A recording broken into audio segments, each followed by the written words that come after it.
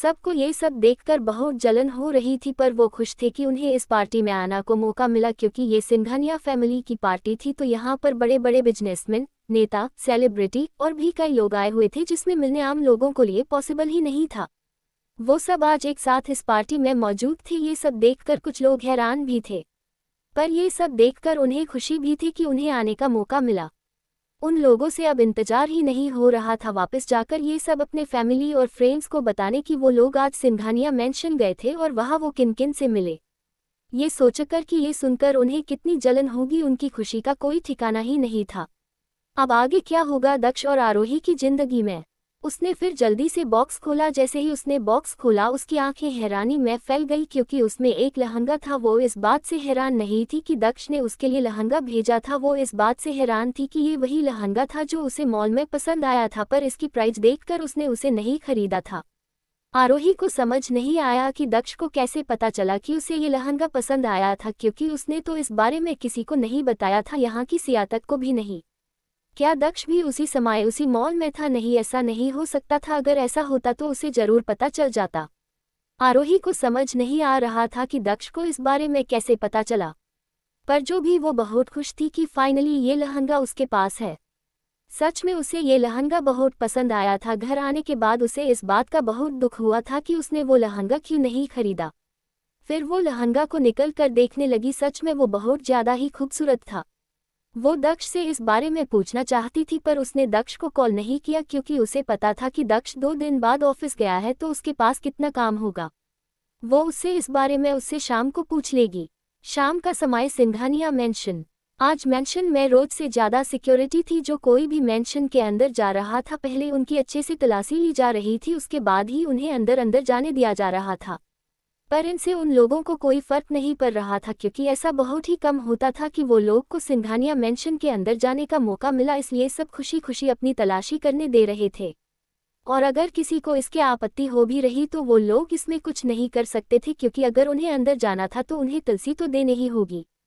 Singhania family के bodyguard बहुत ही well train थे, इसलिए वो सब कुछ बहुत अच्छे से हैंडल कर रहे थे। बहुत सारे न्यूज रिपोर्टर भी वहां आए हुए थे, जिससे वो रचित और सिया की कुछ फोटोज और वीडियोस ले सके, पर उन्हें अंदर जाने की परमिशन नहीं थे। वो बस बाहर खड़े होकर ही फोटोज ले सकते थे।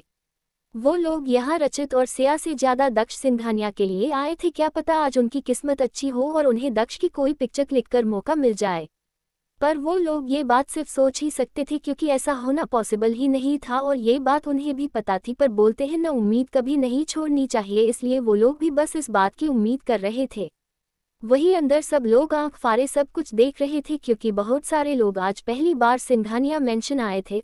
उन्होंने आज से पहले सिर्फ ये बाहर से ही देखा था। सिंघानिया मेंशन जीतने बाहर से सुंदर था, उससे कहीं गुना सुंदर और बड़ा अंदर से थे, और ऊपर से आज सिंघानिया मेंशन में इतनी सुंदर सजावट की थी जो उसकी खूबसूरती में 4 चांद लगा रहे थे।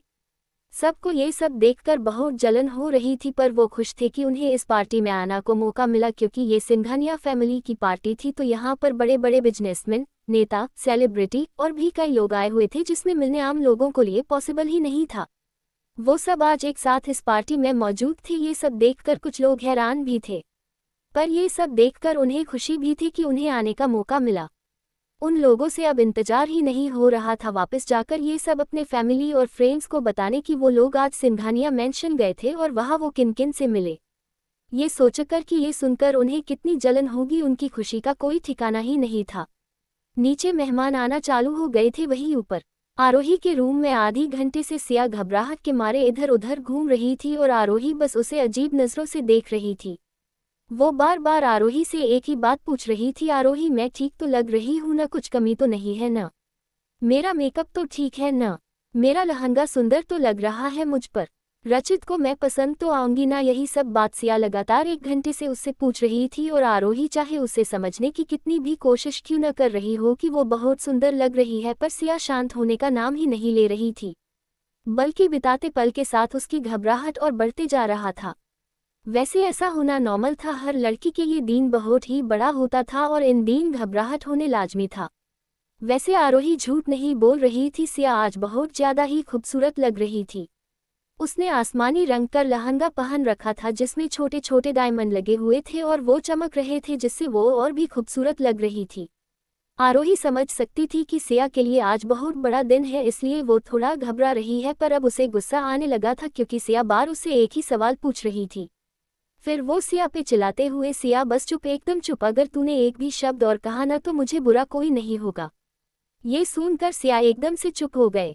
सिया को चुप देखकर आरोही गहरी सांस लेते हुए बोली, अगर अब तुम चुप हो गए हो तो क्या मैं रेडी हो सकती हूँ, क्योंकि मैं अभी तक तैयार नहीं हुए हूँ और मुझे पार्टी भी तुम्हारे साथ पार्टी में जाना है। ये सुनकर सिया ने ध्यान दिया कि आरोही अभी तक रेडी नहीं हुए, उसने अभी भी वही घर के कपड़े पहने हुए हैं। ये देखकर सिया को अब खुद पर ही गुस्सा आना लगा कि वो अपने चाकर में आरोही के बारे में भूल ही गए। फिर वो एकदम अच्छे बच्चे की तरह शांति से बैठ गए। ये देखकर फिर आरोही जल्दी से ड्रेस लेकर बाथरूम में चली गई और जल्दी से चेंज कर आए और उसके बाद मेकअप आर्टिस्ट ने आरोही का जल्दी से तैयार किया। आधे घंटे में ही आरोही रेडी हो गए। उसने एकदम लाइट मेकअप ही किया था। रेडी होने के बाद आरोही बहुत ज्यादा ही खूबसूरत लग रही थी। सिया तो बस आरोही को दिखती ही रह गए।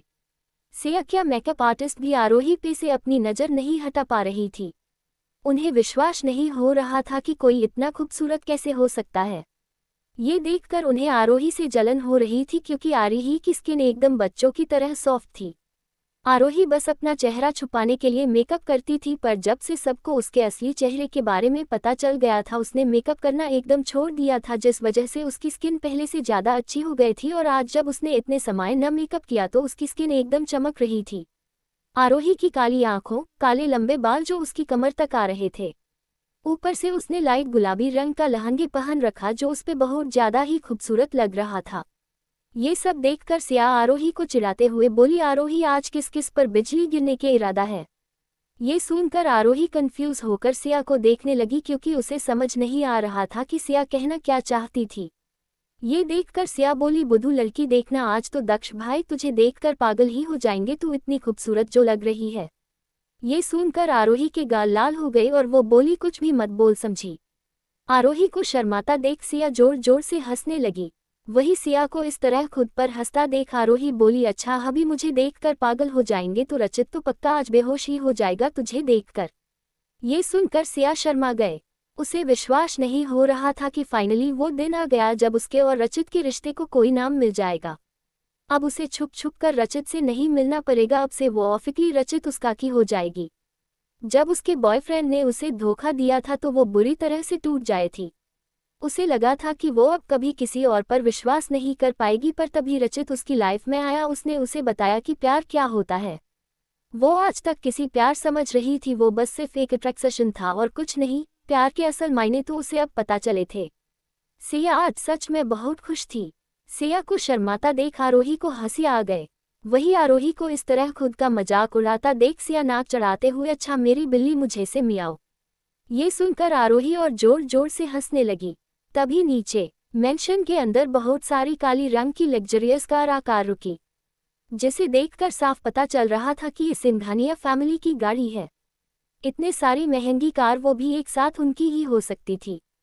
तभी उन सब गाड़ियों में से सबसे पहले सिंघानिया फैमिली के गार्ड्स निकले और बीच वाली कार से दक्ष कार से उतरकर वो सीधे अंदर चला गया। ये सब इतने जल्दी हुआ था कि किसी को कुछ समझ ही नहीं आया, और जब तक उन्हें समझ आया तब तक दक्ष वहां से जा चुका था। वो लोगों को तो दक्ष की एक झलक देखने का भी मौका नहीं मिला था, तो फोटो तो दूर की बात है। ये सब देखकर सारे रिपोर्टर का चेहरा उतर गया। वही दक्ष जैसे ही अंदर आया सब उसे ही देखने लगे, क्योंकि बहुत लोग आज दक्ष की वजह से ही पार्टी में आए थे। लड़कियां आंखें फाड़े दक्ष को देख रही थी, पर वो देखने के अलावा कुछ नहीं कर सकती थी क्योंकि उन्हें अपनी जान प्यारी थी। दक्ष को ज्यादा लोगों से मिलना पसंद नहीं था और ये बात हर किसी को पता थी। जब तक कोई काम की बात न हो वो किसी से बात तक नहीं करता था, इसलिए वो आज पार्टी में आए थे कि वो दक्ष से बिजनेस रिलेटेड कुछ बात कर सके, पर किसी की हिम्मत नहीं हो रही थी कि वो दक्ष के पास जाकर उससे बात करने की। दक्ष ने सबकी नज़रों को इग्नोर किया और सीधा रचित और उसके मॉम डैड के पास चला गया। दक्ष को देखकर रचित की मॉम थोड़ा गुस्सा करते हुए बोली, बेटा आज तो तुम अपने काम से छुट्टी ले सकते थे, आज तुम्हारे भाई की एंगेजमेंट है और देखो तुम ही लेट हो। ये सुनकर दक्ष बिना किसी भाव के बोला, वो मेरी आज इम्पोर्टेंट मीटिंग थी इसलिए मुझे जाना पड़ा। ये सुनकर फिर रचित की मॉम ने कुछ नहीं कहा क्योंकि उन्हें पता था दक्ष को कुछ भी कहना बेकार है। अब आगे क्या होगा दक्ष और आरोही की जिंदगी में। आरोही सिया पे चिल्लाते हुए, सिया बस चुप, एकदम चुप, अगर तूने एक भी शब्द और कहा ना तो मुझे बुरा कोई नहीं होगा। ये सुनकर सिया एकदम से चुप हो गए। सिया को चुप देखकर आरोही गहरी सांस लेते हुए बोली, अगर अब तुम चुप हो गए हो तो क्या मैं रेडी हो सकती हूँ, क्योंकि मैं अभी तक तैयार नहीं हुए हूँ और मुझे पार्टी भी तुम्हारे साथ पार्टी में जाना है। ये सुनकर सिया ने ध्यान दिया कि आरोही अभी तक रेडी नहीं हुए, उसने अभी भी वही घर के कपड़े पहने हुए हैं। ये देखकर सिया को अब खुद पर ही गुस्सा आना लगा कि वो अपने चाकर में आरोही के बारे में भूल ही गए। फिर वो एकदम अच्छे बच्चे की तरह शांति से बैठ गए। ये देखकर फिर आरोही जल्दी से ड्रेस लेकर बाथरूम में चली गई और जल्दी से चेंज कर आए और उसके बाद मेकअप आर्टिस्ट ने आरोही का जल्दी से तैयार किया। आधे घंटे में ही आरोही रेडी हो गए। उसने एकदम लाइट मेकअप ही किया था। रेडी होने के बाद आरोही बहुत ज्यादा ही खूबसूरत लग रही थी। सिया तो बस आरोही को दिखती ही रह गए। सिया क्या मेकअप आर्टिस्ट भी आरोही पे से अपनी नज़र नहीं हटा पा रही थी। उन्हें विश्वास नहीं हो रहा था कि कोई इतना खूबसूरत कैसे हो सकता है। ये देखकर उन्हें आरोही से जलन हो रही थी, क्योंकि आरोही की स्किन एकदम बच्चों की तरह सॉफ्ट थी। आरोही बस अपना चेहरा छुपाने के लिए मेकअप करती थी, पर जब से सबको उसके असली चेहरे के बारे में पता चल गया था उसने मेकअप करना एकदम छोड़ दिया था, जिस वजह से उसकी स्किन पहले से ज़्यादा अच्छी हो गई थी। और आज जब उसने इतने समय न मेकअप किया तो उसकी स्किन एकदम चमक रही थी।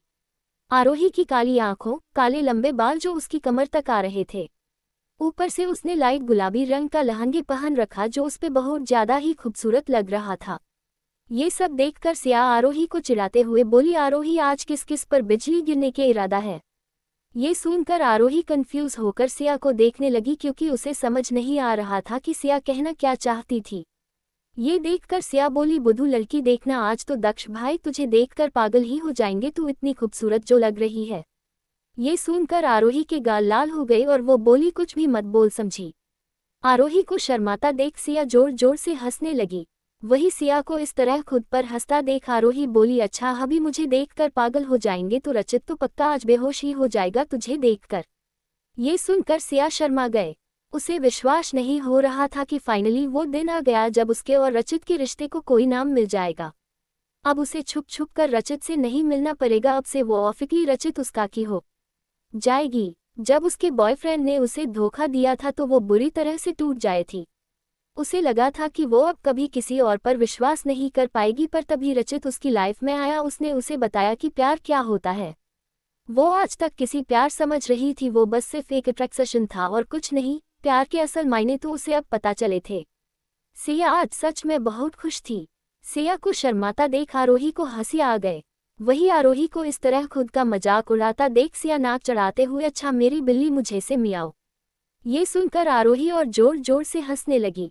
तभी नीचे मेंशन के अंदर बहुत सारी काली रंग की लग्जरियस कार आकर रुकी, जिसे देखकर साफ पता चल रहा था कि ये सिंघानिया फैमिली की गाड़ी है। इतने सारी महंगी कार वो भी एक साथ उनकी ही हो सकती थी।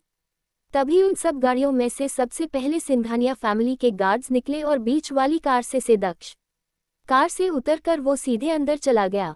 ये सब इतने जल्दी हुआ था कि किसी को कुछ समझ ही नहीं आया, और जब तक उन्हें समझ आया तब तक दक्ष वहां से जा चुका था।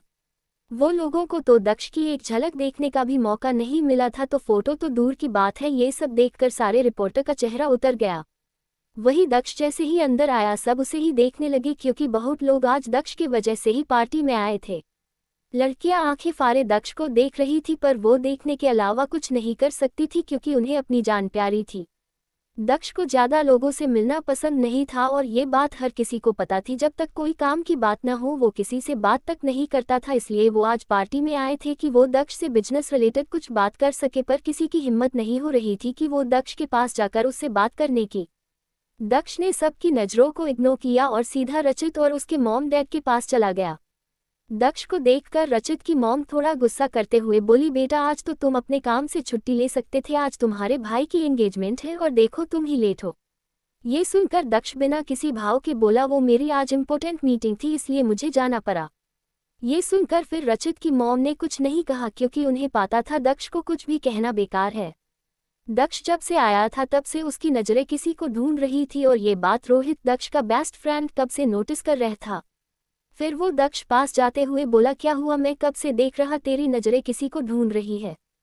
फिर वही अपने पुराने नाटकीय अंदाज में बोला, द दक्ष सिंघानिया किसी को ढूंढ रही है, फिर तो वो इंसान सच में कोई महान ही होगा। जो इंसान किसी से सीधे मुंह बात तक नहीं करता, आज उसकी आंखें किसी को ढूंढ रही है, वो इंसान से तो मिलना ही पड़ेगा। वही रोहित की बकवास बातें सुनकर दक्ष ने उसे घूर कर देखा। वही दक्ष को इस तरह खुद को घूरता देख रोहित डर गया। फिर खुद को संभालते हुए हिम्मत करके बोला, तेरी ये आंखों में नहीं डरने वाला समझा तो तू इन अपनी लाल आंखों से किसी को घूर कर देखना। भले ही रोहित ऐसा बोल रहा था, पर वो ही जानता था कि वो कितना डर गया था दक्ष के इस तरह देखकर। भले ही बाकी से ज्यादा वो दक्ष के करीब था, पर उसे भी दक्ष के गुस्से से उतना ही डर लगता था जितना सबको लगता था। दक्ष सच में एक जीता जागता हैवान था, ये बात रोहित से बेहतर कोई नहीं जान सकता था। उसे दक्ष के हर एक राज के बारे में पता था, चाहे वो राज कितने भी गहरे क्यों न हो।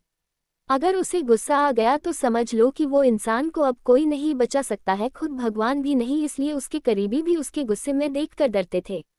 रोहित बोला, मुझे पता है तू आरोही को ढूंढ रहा है। ये सुनकर दक्ष उसे घूरते हुए बोला, भाभी, वो तेरी भाभी है। ये सुनकर रोहित का मुंह बन गया और हाँ मुझे पता है, फिर धीरे से बोला, जलकुकरा कहीं का। दक्ष ने ये सुन लिया था पर उसे कुछ कहा नहीं। रोहित सही कह रहा था, वो आरोही को ही ढूंढ रहा था। वो देखना चाहता था कि उसने जो लहंगा उसके लिए भेजा था उसे वो पसंद आया कि नहीं और वो उसमें कैसी लग रही होगी। दक्ष को इस लहंगे के बारे में रचित से पता चला था। जब वो उस दिन सिया से मिलने मॉल गया था तो उसने देख लिया था कि आरोही को वो लहंगा कितना पसंद आया था, पर उसकी कीमत देखकर उसने उसे छोड़ दिया। और रचित ने ये बात दक्ष को बताई थी। उसके बदले दक्ष ने उसे 1 महीने की छुट्टी दे दी। रचित सिया के साथ कुछ क्वालिटी टाइम स्पेंड करना चाहता था, पर उसके लिए उसे छुट्टी चाहिए थी। पर उसे पता था कि अगर उसने अपने भाई से छुट्टी मांगी तो वो कभी भी हाँ नहीं बोलेगा। वो ये सब सोच ही रहा था कि वो भाई से छुट्टी कैसे लेगी, तभी उसने आरोही की बातें सुन ली और दक्ष को ये सब बता दिया। और जैसा कि उसने उम्मीद की थी, उसके भाई ने इसके बदले उसे छुट्टी दे दी थी। एक आरोही ही थी जिसके लिए दक्ष कुछ कर सकता था। सब आपस में बात कर रहे थे कि उन्होंने देखा कि सिया आ गई और वो आज बहुत ज्यादा सुंदर लग रही थी। रचित तो सिया पर से अपनी नजरें ही नहीं हटा पा रहा था और रचित को इस तरह खुद को देखता देख सिया के गाल लाल हो गए। पर सबकी नज़र सिया के बाजू के खड़ी आरोही पे थी, क्योंकि सबने आज पहली बार आरोही को देखा था। उन्हें समझ नहीं आ रहा था कि ये सिया के साथ वो लड़की कौन है, पर वो ये देख सकते थे कि वो लड़की जो भी है वो सिया के बहुत करीब है, क्योंकि वो सबसे हंस कर बात कर रही थी। यहाँ तक कि वो लड़की सिंघानिया परिवार के काफी करीब लग रही थी। ये देखकर सब हैरान थे। भले ही वो लोग पार्टी में आए हुए थे, पर वो लोग की भी इतनी हिम्मत नहीं थी कि वो लोग जाकर उन लोगों से इस तरह बात कर सके। ये सब देखकर सब लोग उस लड़की की आइडेंटिटी जानने के लिए क्यूरियस हो गए। वो सब आपस में बातें करने लगे कि ये लड़की कौन है, क्या कोई उसे पहचानता है। पर आरोही के बारे में किसी को कुछ नहीं पता था। वही दक्ष की शादी के बारे में सबको पता था, पर वो ये नहीं जानते थे कि उसकी शादी किससे हुई है। इसलिए कोई भी आरोही को देखकर पहचान नहीं पाया था कि वो कौन है। बहुत सारे लड़के तो आरोही को देखकर पागल ही हो गए थे, पर वही उन्हें पता नहीं था कि कोई उन्हें अपनी खा जाने वाली नज़रों से देख रहा है। दक्ष ने भी आरोही को देखा तो बस देखता ही गया था, यहाँ तक कि वो अपनी पलक झपकाना तक भूल गया था, क्योंकि आज आरोही सच में बहुत ही खूबसूरत लग रही थी। वही दूसरी तरफ साहस बदले की आग में जल रहा था। वो जब भी आर्या को देखता था उसका खून खौल जाता था। आखिर उसकी हिम्मत कैसे हुई उसे रिजेक्ट करने की। वो 2 टके की लड़की समझती क्या है खुद को? क्या वो खुद को कोई हूर परी समझती है? अगर मॉम ने उसे रहने की जगह नहीं दी होती तो पड़ी होती कहीं कचरे की तरह किसी रोड के किनारे। आरोही ने सीधे उसकी मेल ईगो पर चोट पहुंचाई थी। वो जब तक उससे अपना बदला नहीं ले लेगा उसे चैन नहीं मिलेगा। आरोही को इस तरह हंस कर किसी से बात करता देख साहस अपने दांत पिसते हुए बोला, अगर मैंने तुमसे ये तुम्हारी हंसी ना छीन ली तो मेरा नाम भी साहस नहीं। वो आर्या से अपना बदला लेना चाहता था, चाहे उसके लिए उसे किसी भी हद तक क्यों ना जाना पड़े, पर उसे कोई मौका ही नहीं मिल रहा था। वही इन सब से अनजान आर्या बस अपने ही मगन थी। वो ज्यादा किसी से बात नहीं करती थी, खुद में ही रहती थी। वो हंसती खेलती आर्या तो कहीं खो ही चुकी थी। ये आर्या तो बस जैसे तैसे अपना जिंदगी काट रही थी, पर उसे नहीं पता था कि भगवान को कुछ और ही मंजूर था। अभी उसकी जिंदगी पूरी तरह बदल जाने वाली थी। ऐसे ही 1 महीना निकल गया और अब साहस का सब्र जवाब दे रहा था, और तभी एक दिन उसे आर्या से अपना बदला लेना मौका मिला। आज रेस्टोरेंट में बहुत पट्टी थी। कोई बहुत बड़ा इंसान उनके रेस्टोरेंट में आने वाला था। उन्हें नहीं पता था कि वो इंसान कौन है, पर बॉस ने उन सबको वार्निंग दी थी, आज किसी से कोई गलती नहीं होनी चाहिए वरना उन्हें उसी समय रेस्टोरेंट से निकाल दिया जाएगा। बॉस की वार्निंग सुनकर सब बड़े ही ध्यान से अपना काम कर रहे थे, जिस वजह से सब अपने काम में बहुत व्यस्त थे। साहस ने इधर उधर देखा, जब उसे लगा यही सही समय है तो उसने मौके का फायदा उठाकर साहस ने जल्दी से आर्या की ड्रिंक में नशे की गोली मिला दी और वो ड्रिंक आर्या को देते हुए बड़े प्यार से बोला, आर्या यार मैं कब से देख रहा हूँ तू बिना रुके बस काम किए जा रहा है, लो ये जूस पी लो, तुम्हें थोड़ी ताकत मिलेगी। आर्या का मन तो नहीं था जूस पीने का, पर उसे मना करते हुए भी नहीं बन रहा था। वो जब भी साहस को इस तरह उसके साथ अच्छे व्यवहार करते हुए देखती तो उसे बहुत बुरा लगता था। उसके नज़रों में साहस एक बहुत अच्छा इंसान था, वरना कौन लड़का उस लड़की के साथ इतने अच्छे से पेश आएगा जिसने उसे ठुकरा दिया हो। पर आर्या को नहीं पता था कि ये सब उसका नाटक है। साहस भेड़ के खाल में छिपा एक भेड़िया है। साहस अब आर्या के आठ क्या करेगा? क्या आर्या खुद को साहस के जाल में फंसने से बचा पाएगी? अब आगे क्या होगा दक्ष और आरोही की जिंदगी में? वहीं दूसरी तरफ साहस बदले की आग में जल रहा था। वो जब भी आर्या को देखता था उसका खून खौल जाता था। आखिर उसकी हिम्मत कैसे हुई उसे रिजेक्ट करने की? वो 2 टके की लड़की समझती क्या है खुद को? क्या वो खुद को कोई हूर परी समझती है? अगर मॉम ने उसे रहने की जगह नहीं दी होती तो पड़ी होती कहीं कचरे की तरह किसी रोड के किनारे। आरोही ने सीधे उसकी मेल ईगो पर चोट पहुंचाई थी। वो जब तक उससे अपना बदला नहीं ले लेगा उसे चैन नहीं मिलेगा। आरोही को इस तरह हंस हंस कर किसी से बात करता देख साहस अपने दांत पिसते हुए बोला, अगर मैंने तुमसे ये तुम्हारी हंसी ना छीन ली तो मेरा नाम भी साहस नहीं। वो आर्या से अपना बदला लेना चाहता था, चाहे उसके लिए उसे किसी भी हद तक क्यों ना जाना पड़े, पर उसे कोई मौका ही नहीं मिल रहा था। वहीं इन सब से अनजान आर्या बस अपने ही मगन थी। वो ज्यादा किसी से बात नहीं करती थी, खुद में ही रहती थी। वो हंसती खेलती आर्या तो कहीं खो ही चुकी थी। ये आर्या तो बस जैसे तैसे अपना जिंदगी काट रही थी, पर उसे नहीं पता था कि भगवान को कुछ और ही मंजूर था। अभी उसकी जिंदगी पूरी तरह बदल जाने वाली थी। ऐसे ही 1 महीना निकल गया और अब साहस का सब्र जवाब दे रहा था, और तभी एक दिन उसे आर्या से अपना बदला लेना मौका मिला। आज रेस्टोरेंट में बहुत पट्टी थी। कोई बहुत बड़ा इंसान उनके रेस्टोरेंट में आने वाला था। उन्हें नहीं पता था कि वो इंसान कौन है, पर बॉस ने उन सबको वार्निंग दी थी आज किसी से कोई गलती नहीं होनी चाहिए, वरना उन्हें उसी समय रेस्टोरेंट से निकाल दिया जाएगा। बॉस की वार्निंग सुनकर सब बड़े ही ध्यान से अपना काम कर रहे थे, जिस वजह से सब अपने काम में बहुत व्यस्त थे। साहस ने इधर उधर देखा, जब उसे लगा यही सही समय है तो उसने मौके का फायदा उठाकर साहस ने जल्दी से आर्या की ड्रिंक में नशे की गोली मिला दी और वो ड्रिंक आर्या को देते हुए बड़े प्यार से बोला, आर्या यार मैं कब से देख रहा हूँ तू बिना रुके बस काम किए जा रहा है, लो ये जूस पी लो, तुम्हें थोड़ी ताकत मिलेगी। आर्या का मन तो नहीं था जूस पीने का, पर उसे मना करते हुए भी नहीं बन रहा था। वो जब भी साहस को इस तरह उसके साथ अच्छे व्यवहार करते हुए देखती तो उसे बहुत बुरा लगता था। उसके नज़रों में साहस एक बहुत अच्छा इंसान था, वरना कौन लड़का उस लड़की के साथ इतने अच्छे से पेश आएगा जिसने उसे ठुकरा दिया हो। पर आर्या को नहीं पता था कि ये सब उसका नाटक है। साहस भेड़ के खाल में छिपा एक भेड़िया है। ड्रिंक का टेस्ट आर्या को कुछ अजीब लगा, पर उसने इस बात पर ज्यादा ध्यान नहीं दिया क्योंकि उसके पास अभी काम था। ऊपर से बॉस ने उन सबको धमकी दी थी कि अगर उनसे कोई भी गलती हुई तो वो उन्हें उसी समय इस जॉब से निकाल देंगे, और आर्या ये जॉब खोना अफोर्ड नहीं कर सकती थी। एक तो उसे पहले ही इतनी मुश्किल से ये जॉब मिली थी, अगर ये भी उसके हाथ से चली गई तो फिर वो अपना गुजारा कैसे करेगी। अब वो हर समय आंटी पर तो डिपेंड नहीं हो सकती थी, पहले ही उन्होंने उसकी बहुत हेल्प कर दी थी और आर्या अब उन पर और बोझ नहीं बनाना चाहती थी। वैसे भी उसने इससे भी बुरे दिन देखे थे, ये तो उनके सामने कुछ नहीं था। बस उसे कार्तिक, प्रिया और अंकल आंटी की बहुत याद आती थी कि वो सब इस समय कहाँ होंगे, वो ठीक तो होंगे। वही सहसा ने जब आर्या को जूस पीते हुए तो देखा तो उसके चेहरे पे एक सेहतानी मुस्कुराहट आ गई, पर उसने जल्दी से उसे छुपा दिया और वापस से अपना काम करने लगा। वो नहीं चाहता था कि आर्या को या किसी और को उस पे शक हो जाए और उसके हाथ से इतना अच्छा मौका निकल जाए। आज उसे पता चलेगा कि उसने उसे ठुकरा कर कितनी बड़ी गलती की है। रात के 10 बजे आर्या का काम लगभग खत्म हो चुका था और सारे गेस्ट भी जा चुके थे।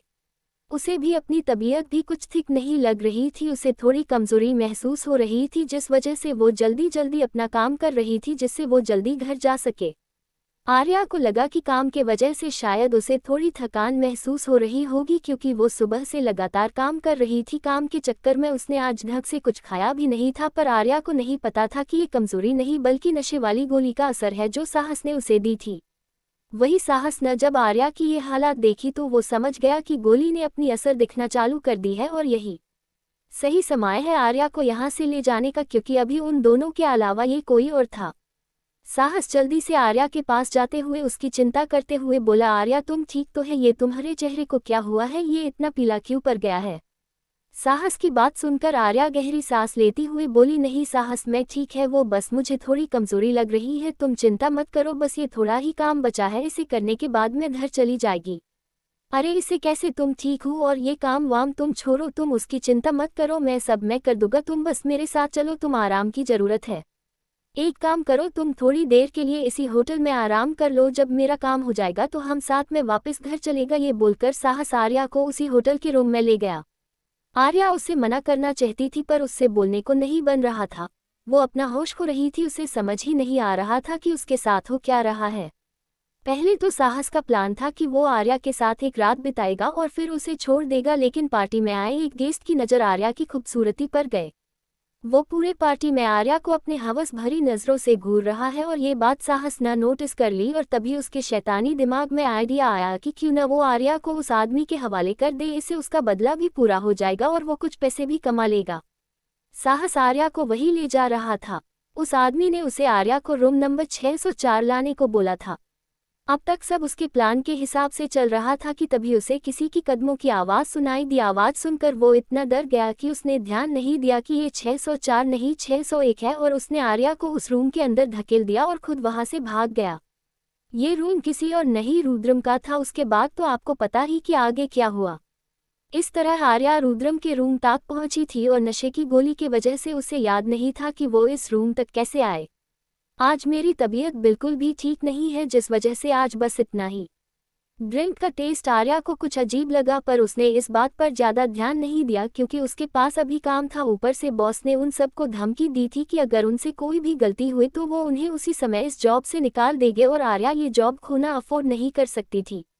एक तो उसे पहले ही इतनी मुश्किल से ये जॉब मिली थी, अगर ये भी उसके हाथ से चली गई तो फिर वो अपना गुजारा कैसे करेगी। अब वो हर समय आंटी पर तो डिपेंड नहीं हो सकती थी, पहले ही उन्होंने उसकी बहुत हेल्प कर दी थी और आर्या अब उन पर और बोझ नहीं बनाना चाहती थी। वैसे भी उसने इससे भी बुरे दिन देखे थे, ये तो उनके सामने कुछ नहीं था। बस उसे कार्तिक, प्रिया और अंकल आंटी की बहुत याद आती थी कि वो सब इस समय कहाँ होंगे, वो ठीक तो होंगे। वही सहसा ने जब आर्या को जूस पीते हुए तो देखा तो उसके चेहरे पे एक सेहतानी मुस्कुराहट आ गई, पर उसने जल्दी से उसे छुपा दिया और वापस से अपना काम करने लगा। वो नहीं चाहता था कि आर्या को या किसी और को उस पे शक हो जाए और उसके हाथ से इतना अच्छा मौका निकल जाए। आज उसे पता चलेगा कि उसने उसे ठुकरा कर कितनी बड़ी गलती की है। रात के 10 बजे आर्या का काम लगभग खत्म हो चुका था और सारे गेस्ट भी जा चुके थे। उसे भी अपनी तबीयत भी कुछ ठीक नहीं लग रही थी, उसे थोड़ी कमजोरी महसूस हो रही थी, जिस वजह से वो जल्दी जल्दी अपना काम कर रही थी जिससे वो जल्दी घर जा सके। आर्या को लगा कि काम के वजह से शायद उसे थोड़ी थकान महसूस हो रही होगी, क्योंकि वो सुबह से लगातार काम कर रही थी। काम के चक्कर में उसने आज ढंग से कुछ खाया भी नहीं था, पर आर्या को नहीं पता था कि ये कमजोरी नहीं बल्कि नशे वाली गोली का असर है जो साहस ने उसे दी थी। वही साहस न जब आर्या की ये हालात देखी तो वो समझ गया कि गोली ने अपनी असर दिखना चालू कर दी है और यही सही समय है आर्या को यहाँ से ले जाने का, क्योंकि अभी उन दोनों के अलावा ये कोई और था। साहस जल्दी से आर्या के पास जाते हुए उसकी चिंता करते हुए बोला, आर्या तुम ठीक तो है? ये तुम्हारे चेहरे को क्या हुआ है? ये इतना पीला क्यों पड़ गया है? साहस की बात सुनकर आर्या गहरी सांस लेती हुई बोली, नहीं साहस मैं ठीक है, वो बस मुझे थोड़ी कमजोरी लग रही है, तुम चिंता मत करो, बस ये थोड़ा ही काम बचा है, इसे करने के बाद मैं घर चली जाएगी। अरे इसे कैसे, तुम ठीक हो और ये काम वाम तुम छोड़ो, तुम उसकी चिंता मत करो, मैं कर दूंगा, तुम बस मेरे साथ चलो, तुम आराम की जरूरत है। एक काम करो, तुम थोड़ी देर के लिए इसी होटल में आराम कर लो, जब मेरा काम हो जाएगा तो हम साथ में वापस घर चलेगा। ये बोलकर साहस आर्या को उसी होटल के रूम में ले गया। आर्या उसे मना करना चाहती थी पर उससे बोलने को नहीं बन रहा था। वो अपना होश खो रही थी, उसे समझ ही नहीं आ रहा था कि उसके साथ हो क्या रहा है। पहले तो साहस का प्लान था कि वो आर्या के साथ एक रात बिताएगा और फिर उसे छोड़ देगा, लेकिन पार्टी में आए एक गेस्ट की नज़र आर्या की खूबसूरती पर गए। वो पूरे पार्टी में आर्या को अपने हवस भरी नज़रों से घूर रहा है और ये बात साहस न नोटिस कर ली, और तभी उसके शैतानी दिमाग में आइडिया आया कि क्यों न वो आर्या को उस आदमी के हवाले कर दे, इससे उसका बदला भी पूरा हो जाएगा और वो कुछ पैसे भी कमा लेगा। साहस आर्या को वही ले जा रहा था। उस आदमी ने उसे आर्या को रूम नंबर 604 लाने को बोला था। अब तक सब उसके प्लान के हिसाब से चल रहा था कि तभी उसे किसी की कदमों की आवाज़ सुनाई दी। आवाज़ सुनकर वो इतना डर गया कि उसने ध्यान नहीं दिया कि ये 604 नहीं 601 है, और उसने आर्या को उस रूम के अंदर धकेल दिया और खुद वहां से भाग गया। ये रूम किसी और नहीं रुद्रम का था। उसके बाद तो आपको पता ही कि आगे क्या हुआ। इस तरह आर्या रुद्रम के रूम तक पहुंची थी और नशे की गोली की वजह से उसे याद नहीं था कि वो इस रूम तक कैसे आए। अब आगे क्या होगा दक्ष और आरोही की जिंदगी में। साहस ने जब आर्या की ये हालात देखी तो वो समझ गया कि गोली ने अपनी असर दिखना चालू कर दी है और यही सही समय है आर्या को यहाँ से ले जाने का, क्योंकि अभी उन दोनों के अलावा ये कोई और था। साहस जल्दी से आर्या के पास जाते हुए उसकी चिंता करते हुए बोला, आर्या तुम ठीक तो है? ये तुम्हारे चेहरे को क्या हुआ है? ये इतना पीला क्यों पड़ गया है? साहस की बात सुनकर आर्या गहरी सांस लेती हुई बोली, नहीं साहस मैं ठीक है, वो बस मुझे थोड़ी कमजोरी लग रही है, तुम चिंता मत करो, बस ये थोड़ा ही काम बचा है, इसे करने के बाद मैं घर चली जाएगी। अरे इसे कैसे, तुम ठीक हो? और ये काम वाम तुम छोड़ो, तुम उसकी चिंता मत करो, मैं कर दूंगा, तुम बस मेरे साथ चलो, तुम आराम की जरूरत है। एक काम करो, तुम थोड़ी देर के लिए इसी होटल में आराम कर लो, जब मेरा काम हो जाएगा तो हम साथ में वापस घर चलेगा। ये बोलकर साहस आर्या को उसी होटल के रूम में ले गया। आर्या उसे मना करना चाहती थी पर उससे बोलने को नहीं बन रहा था। वो अपना होश खो रही थी, उसे समझ ही नहीं आ रहा था कि उसके साथ हो क्या रहा है। पहले तो साहस का प्लान था कि वो आर्या के साथ एक रात बिताएगा और फिर उसे छोड़ देगा, लेकिन पार्टी में आए एक गेस्ट की नज़र आर्या की खूबसूरती पर गए।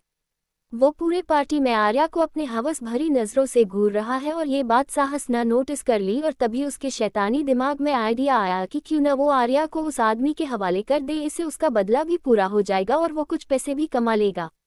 साहस आर्या को वही ले जा रहा था। उस आदमी ने उसे आर्या को रूम नंबर 604 लाने को बोला था। अब तक सब उसके प्लान के हिसाब से चल रहा था कि तभी उसे किसी की कदमों की आवाज़ सुनाई दी। आवाज़ सुनकर वो इतना डर गया कि उसने ध्यान नहीं दिया कि ये 604 नहीं 601 है, और उसने आर्या को उस रूम के अंदर धकेल दिया और खुद वहां से भाग गया। ये रूम किसी और नहीं रुद्रम का था। उसके बाद तो आपको पता ही कि आगे क्या हुआ। इस तरह आर्या रुद्रम के रूम तक पहुंची थी और नशे की गोली की वजह से उसे याद नहीं था कि वो इस रूम तक कैसे आए। वहीं दूसरी तरफ दक्ष की शादी के बारे में सबको पता था, पर वो ये नहीं जानते थे कि उसकी शादी किससे हुई है, इसलिए कोई भी आरोही को देखकर पहचान नहीं पाया था कि वो कौन है। ऊपर से आरोही देखने में इतनी प्यारी और छोटी थी कि कोई सोच भी नहीं सकता था कि शैतान की इतनी प्यारी बीवी हो सकती है। कहाँ वो डरावना राक्षस और कहाँ ये मॉम सी गुड़िया, इन दोनों का तो कोई मैच ही नहीं था उन लोगों की नज़रों में। बहुत सारे लड़के आरोही को देखकर पागल ही हो गए, पर वही उन्हें पता नहीं था कि कोई उन्हें अपनी खा जाने वाली नज़रों से देख रहा था। दक्ष ने नज़र आरोही पर गए तो बस उसे देखता ही गया था, यहाँ तक कि वो अपनी पलक झपकाना तक भूल गया था। सच में आज आरोही आसमान से उतरी अप्सरा से कम नहीं लग रही थी। पर जब उसने देखा कि सब उसकी प्यारी बीवी को कैसे घूर घूर कर देख रहे हैं तो उसका आस का ऑरा एकदम से खतरनाक हो गया। उसका मन किया कि वो सबकी आंखें ही नोच ले। उनकी हिम्मत कैसे हुई उसकी प्यारी बीवी पर नजर डालने की, पर उसने जैसे तैसे अपने गुस्से को कंट्रोल किया, क्योंकि वो अपने गुस्से की वजह से रचित और सिया का इतना बड़ा दिन खराब नहीं करना चाहता था। पर वो ये भी बर्दाश्त नहीं कर सकता था कि कोई उसकी वाइफ पर अपनी बुरी नज़र डाले। इसलिए वो आरोही के पास गया और उसकी कमर में अपने हाथ डालकर उसे अपनी तरफ खींच लिया। दक्ष के इस करने के वजह से आरोही सीधे जाके उसके सीने से टकरा गई। उसे तो समझ ही नहीं आया कि उसके साथ अभी अभी क्या हुआ। उसने दक्ष की तरफ देखा और दक्ष को गुस्से में देखकर वो हैरान हो गए। उसे समझ नहीं आया कि दक्ष का मूड इतना खराब क्यों है। थोड़ी देर पहले तो सब ठीक था, फिर अचानक से क्या हुआ।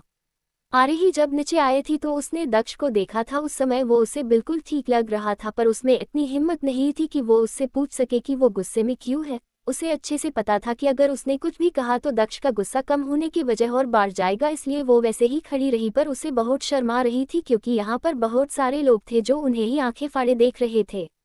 आरोही समझ रही थी कि सब लोग इतना हैरान क्यों थे, क्योंकि उन्होंने आज से पहले कभी भी दक्ष को किसी लड़की के इतने करीब नहीं देखा था। आरोही को याद था कि पिछली जिंदगी में भी कुछ ऐसा ही हुआ था, जब उसने पहली बार दक्ष के साथ पब्लिक अपीयरेंस की थी। तब भी सब लोग उन्हें देखकर इतने ही हैरान हुए थे, बल्कि उस समय कुछ उन्हें देखकर बेहोश तक हो गए थे। आरोही से जब और उनकी नज़र बर्दाश्त नहीं हुए तो वो धीरे से बोली, हबी ये आप क्या कर रहे हैं, छोड़े मुझे, यहाँ पर बहुत सारे लोग हैं। पर दक्ष ने आरोही की बातों को पूरी तरह इग्नोर किया और वैसे ही खड़ा रहा। वही खुद को इस तरह इग्नोर होता देखकर आरोही का मुंह बन गया। पर वो दक्ष के वजह से अपना मूड खराब नहीं करना चाहती थी क्योंकि आज उसकी बेस्ट फ्रेंड की एंगेजमेंट थी, इसलिए उसने दक्ष को इग्नोर करने किया और रचित और सिया की एंगेजमेंट एंजॉय करने लगी। वही दक्ष के इस एक्शन से सबकी आंखें बड़ी बड़ी हो गई और उन सब ने जल्दी से अपनी नजरें आरोही पे से हटा ली। उन्हें अब समझ आ गया था कि उन लोगों ने कितनी बड़ी गलती कर दी थी।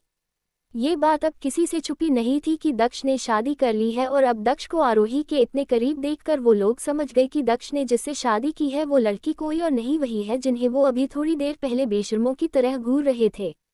उन लोगों दक्ष की लेडी को देखने की हिम्मत की थी, ये सब सोच सोच कर सब डर के मारे कौप रहे थे, क्योंकि उन सबको अच्छे से पता था कि कोई उसकी चीज को छुए उसे ये बात पसंद नहीं थी और उन लोगों ने तो सीधे सीधे उसकी बीवी पर अपनी बुरी नज़र डालने की हिम्मत की थी। पता नहीं अब दक्ष उनके साथ क्या करे, अब सबको अपनी किस्मत पर रोना आ रहा था। वही दूसरी तरफ पंडित जी रचित और सिया से कुछ रस्में करवा रहे थे। इस समय दोनों के चेहरे पे ही स्माइल थी। इस समय जो उन्हें फील हो रहा था वो शब्दों में बयां नहीं कर सकते थे। जिस चीज का सपना उन्होंने देखा था आज वो सच होने जा रहा था। वही आरोही जो ये सब देख रही थी उसके चेहरे पे एक बहुत प्यारी मुस्कान थी। वही दक्ष भी अपने भाई को इतना खुश देखकर खुश था, भले ही वो जताता नहीं था पर वो भी अपने परिवार से बहुत प्यार करता था। मॉम डैड के जाने के बाद अंकल आंटी ने उसे अपने बेटे जैसे ही प्यार दिया, उसे कभी भी उनकी कमी महसूस नहीं होने दी थी। वही रचित की मोम दूर खड़े ये सब देख रही थी और वो अपने दोनों बच्चों को खुश देखकर वो भी बहुत खुश थी। रचित के डैड भी आज बहुत खुश थे। इतने सालों बाद उनके घर में खुशियां आई थी। सच में जब से आरोही उनकी लाइफ में आए सब दक्ष पूरी तरह बदल गया था। रही बात रचित की तो उन्हें पता था कि उसे सिया से अच्छी लड़की मिल ही नहीं सकती थी। वैसे भी जिसमें उनके बच्चों की खुशी उसमें उनकी भी खुशी थी। तभी म्यूजिक बजने लगा और सुनकर सब स्टेज पर आ गए और डांस करने लगे। तभी एक लड़की आकार सिया को स्टेज पर ले गए, ये देखकर हूटिंग करने लगे, डांस डांस डांस। तभी म्यूजिक चेंज हुआ। गाना सुनकर सिया ने रचित की तरफ देखा जो उसे ही स्माइल करके देख रहा था। ये देखकर फिर सिया के फेस पर भी स्माइल आ गई, फिर वो डांस करने लगे। सिया को डांस करता देख सब जोर से हूटिंग करने लगे। सबके चेहरे पे स्माइल थी। वही सिया को डांस करता देख आरोही को भी डांस करने का मन कर रहा था क्योंकि उसे बचपन से ही डांस करना बहुत पसंद था। पर फिर उसने अपने पास खड़े शैतान की तरफ जो एक्सप्रेशन लेस होकर खड़ा था उसे देखकर ऐसा लग रहा था कि उसे इन सब चीज़ों में कोई इंटरेस्ट नहीं है। ये देखकर आरोही उदास हो गई क्योंकि उसे पता था कि दक्ष उसे कभी भी डांस करने नहीं देगा और वो भी सबके सामने तो बिल्कुल भी नहीं। और ये सच भी था क्योंकि दक्ष कभी भी ये बर्दाश्त नहीं कर सकता था कि कोई उसकी बीवी को नज़र उठाकर देखे। फिर आरोही ने एक गहरी सांस ली और ये सब बात अपने दिमाग से निकाल दिया और फिर से स्टेज की तरफ देखने लगी जहां सिया डांस कर रही थी। फिर रचित भी स्टेज पर आ गया और उसके साथ डांस करने लगा। ये देखकर जब जोर जोर से ताली बजाने लगे, आरोही भी ये देखकर ताली बजा रही थी और हंस रही थी। फिर रचित अपने घुटने पर बैठकर सिया को अंगूठी पहनाई। ये कर सिया के आंख में खुशी के आंसू आ गए और उसने रचित को कसकर गले लगा लिया। वही रचित शांत था पर अंदर ही अंदर बहुत खुश था। रिंग सेरेमनी होने के बाद रचित और सिया दोनों सोफे पे जाके बैठ गए। अब आगे क्या होगा दक्ष और आरोही की जिंदगी में। वही दूसरी तरफ पंडित जी रचित और सिया से कुछ रस्में करवा रहे थे। इस समय दोनों के चेहरे पे ही स्माइल थी। इस समय जो उन्हें फील हो रहा था वो शब्दों में बयां नहीं कर सकते थे। जिस चीज का सपना उन्होंने देखा था आज वो सच होने जा रहा था। वही आरोही जो ये सब देख रही थी उसके चेहरे पे एक बहुत प्यारी मुस्कान थी। वही दक्ष भी अपने भाई को इतना खुश देखकर खुश था, भले ही वो जताता नहीं था पर वो भी अपने परिवार से बहुत प्यार करता था। मॉम डैड के जाने के बाद अंकल आंटी ने उसे अपने बेटे जैसे ही प्यार दिया, उसे कभी भी उनकी कमी महसूस नहीं होने दी थी। वही रचित की मोम दूर खड़े ये सब देख रही थी और वो अपने दोनों बच्चों को खुश देखकर वो भी बहुत खुश थी। रचित के डैड भी आज बहुत खुश थे। इतने सालों बाद उनके घर में खुशियां आई थी। सच में जब से आरोही उनकी लाइफ में आए सब दक्ष पूरी तरह बदल गया था। रही बात रचित की तो उन्हें पता था कि उसे सिया से अच्छी लड़की मिल ही नहीं सकती थी। वैसे भी जिसमें उनके बच्चों की खुशी उसमें उनकी भी खुशी थी। तभी म्यूजिक बजने लगा और सुनकर सब स्टेज पर आ गए और डांस करने लगे। तभी एक लड़की आकार सिया को स्टेज पर ले गए, ये देखकर हूटिंग करने लगे, डांस डांस डांस। तभी म्यूजिक चेंज हुआ। गाना सुनकर सिया ने रचित की तरफ देखा जो उसे ही स्माइल करके देख रहा था। ये देखकर फिर सिया के फेस पर भी स्माइल आ गई, फिर वो डांस करने लगे। सिया को डांस करता देख सब जोर से हूटिंग करने लगे। सबके चेहरे पे स्माइल थी। वही सिया को डांस करता देख आरोही को भी डांस करने का मन कर रहा था, क्योंकि उसे बचपन से ही डांस करना बहुत पसंद था। पर फिर उसने अपने पास खड़े शैतान की तरफ जो एक्सप्रेशन लेस होकर खड़ा था, उसे देखकर ऐसा लग रहा था कि उसे इन सब चीज़ों में कोई इंटरेस्ट नहीं है। ये देखकर आरोही उदास हो गई, क्योंकि उसे पता था कि दक्ष उसे कभी भी डांस करने नहीं देगा, और वो भी सबके सामने तो बिल्कुल भी नहीं। और ये सच भी था, क्योंकि दक्ष कभी भी ये बर्दाश्त नहीं कर सकता था कि कोई उसकी बीवी को नज़र उठाकर देखे। फिर आरोही ने एक गहरी सांस ली और ये सब बात अपने दिमाग से निकाल दिया और फिर से स्टेज की तरफ देखने लगी जहाँ सिया डांस कर रही थी। फिर रचित भी स्टेज पर आ गया और उसके साथ डांस करने लगा। ये देखकर जब जोर जोर से ताली बजाने लगे, आरोही भी ये देखकर ताली बजा रही थी और हंस रही थी। फिर रचित अपने घुटने पर बैठकर सिया को अंगूठी पहनाई। ये कर सिया के आंख में खुशी के आंसू आ गए और उसने रचित को कसकर गले लगा लिया। वही रचित शांत था, पर अंदर ही अंदर बहुत खुश था। रिंग सेरेमनी होने के बाद रचित और सिया दोनों सोफे पे जाके बैठ गए। थोड़ी देर बाद आरोही इस समय बहुत गुस्से में थी। गुस्से में उसने अपने दोनों गाल फूला रखे थे। वही दक्ष ने भी ये बात नोटिस कर ली थी कि उसकी प्यारी बीवी उससे गुस्सा है और उसे इग्नोर कर रही है। आरोही का उसे इस इग्नोर करना उसे बिल्कुल भी अच्छा नहीं लग रहा था, और ये देखकर अब उसे गुस्सा आने लगा था। फिर जब उसे और बर्दाश्त नहीं हुआ तो उसने खींचकर आरोही को अपनी गोद में बैठा लिया। दक्ष कुछ भी बर्दाश्त कर सकता था, पर आरोही की इग्नोरेंस बिल्कुल भी नहीं। दक्ष ने ये सब इतनी जल्दी किया था कि पहले तो उसे कुछ समझ ही नहीं आया कि उसके साथ क्या हुआ, और जब तक उसे समझ आया उसने खुद को दक्ष की गोद में पाया। पर ये देखकर भी आरोही ने कोई रिएक्ट नहीं किया और वैसे ही बिना हिले डुले दक्ष की गोद में बैठी रही। आज उसने सोच लिया था चाहे कुछ भी वो इतनी आसानी से दक्ष को बात नहीं करेगी। उसने ऐसे बिहेव किया जैसे अभी कुछ हुआ ही नहीं हो। वही आरोही को अभी भी कोई रिएक्ट न करता देख दक्ष ने गुस्से में अपनी मुट्ठी भींच ली। उससे ऐसा इसलिए किया था क्योंकि वो चाहता था कि आरोही कुछ रिएक्ट करे। उसे आरोही की चुप्पी बहुत खल रही थी, पर आरोही को अभी भी शांत देखकर उसका गुस्सा बढ़ गया। पर उसने एक गहरी सांस ली और खुद को शांत किया, क्योंकि वो आरोही पर गुस्सा नहीं करना चाहता था। वैसे भी इस समय गुस्सा करने का नहीं किया। अगर उसने गुस्सा किया तो उसे पता था कि प्यारी बीवी मानने की जगह भड़क जाएगी। दक्ष थोड़ी सख्त आवाज में बोला, वाइफी इधर देखो। पर दक्ष की इतनी डरवानी आवाज सुनकर इस बार भी कोई रिएक्ट नहीं किया और वैसे ही बैठी रही। ये देखकर आरोही उसे कोई जवाब नहीं दे रही है। अचानक से कार का माहौल एकदम से ठंडा हो गया। वही सामने बैठा ड्राइवर डर के मारे कौंप रहा था। उसे सबसे ज्यादा डर अगर किसी चीज से लगता था तो वो था उनके बॉस और मैडम के बीच का झगड़ा, क्योंकि जब भी उनके बीच में झगड़ा होता था तो दक्ष एक भयानक राक्षस बन जाता था जो किसी को भी अपने गुस्से से जलाकर राख कर सकता था। पहले से ही गुस्सा उसका इतना डरवाना था और उस समय तो चलता फिरता विस्फोटक बॉम्ब बन जाता था। दक्ष और आरोही पति पत्नी थे और पति पत्नी के बीच झगड़ा होना एक आम बात है। वैसे भी बोलते हैं न झगड़ा वही होता है जहां प्यार होता है, पर दक्ष कोई आम इंसान नहीं था। इसलिए जब भी उनके बीच लड़ाई होती थी तो दक्ष के आस के लोगों को सफ़र करना पड़ता था। उन सब लोगों को दक्ष के गुस्से का सामना करना पड़ता था, क्योंकि अब दक्ष अपनी प्यारी बीवी को कुछ कर नहीं सकता था, इसलिए उसके आसपास लोगों सफ़र करना पड़ता था। इसलिए ही ड्राइवर उन दोनों के झगड़े को देखकर डर गया था कि कहीं दक्ष गुस्से में आकर कुछ ऐसा वैसा न कर दे, क्योंकि हर किसी को पता था कि दक्ष का गुस्सा कितना खतरनाक है। इसलिए जब भी दक्ष गुस्से में होता था तब उससे 100 कदम की दूरी पर ही रहते थे। वहीं आरोही ने भी ये महसूस कर लिया था कि दक्ष को गुस्सा आ रहा है, पर फिर भी वो वैसे ही बैठी रही। उसे पता था दक्ष चाहे कितनी भी गुस्से में क्यों ना हो, पर वो उसे कभी चोट नहीं पहुंचाएगा। आरोही को अच्छे से पता था कि दक्ष को हैंडल कैसे करना है।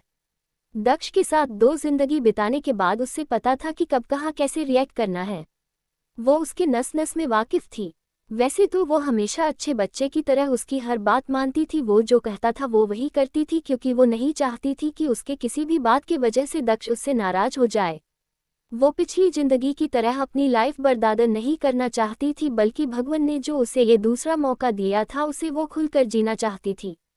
वो दक्ष के साथ हर एक पल जीना चाहती थी, उसके साथ खूबसूरत और रोमांटिक यादें बनाना चाहती थी जिसे बाद में वो याद करके खुश हो सके।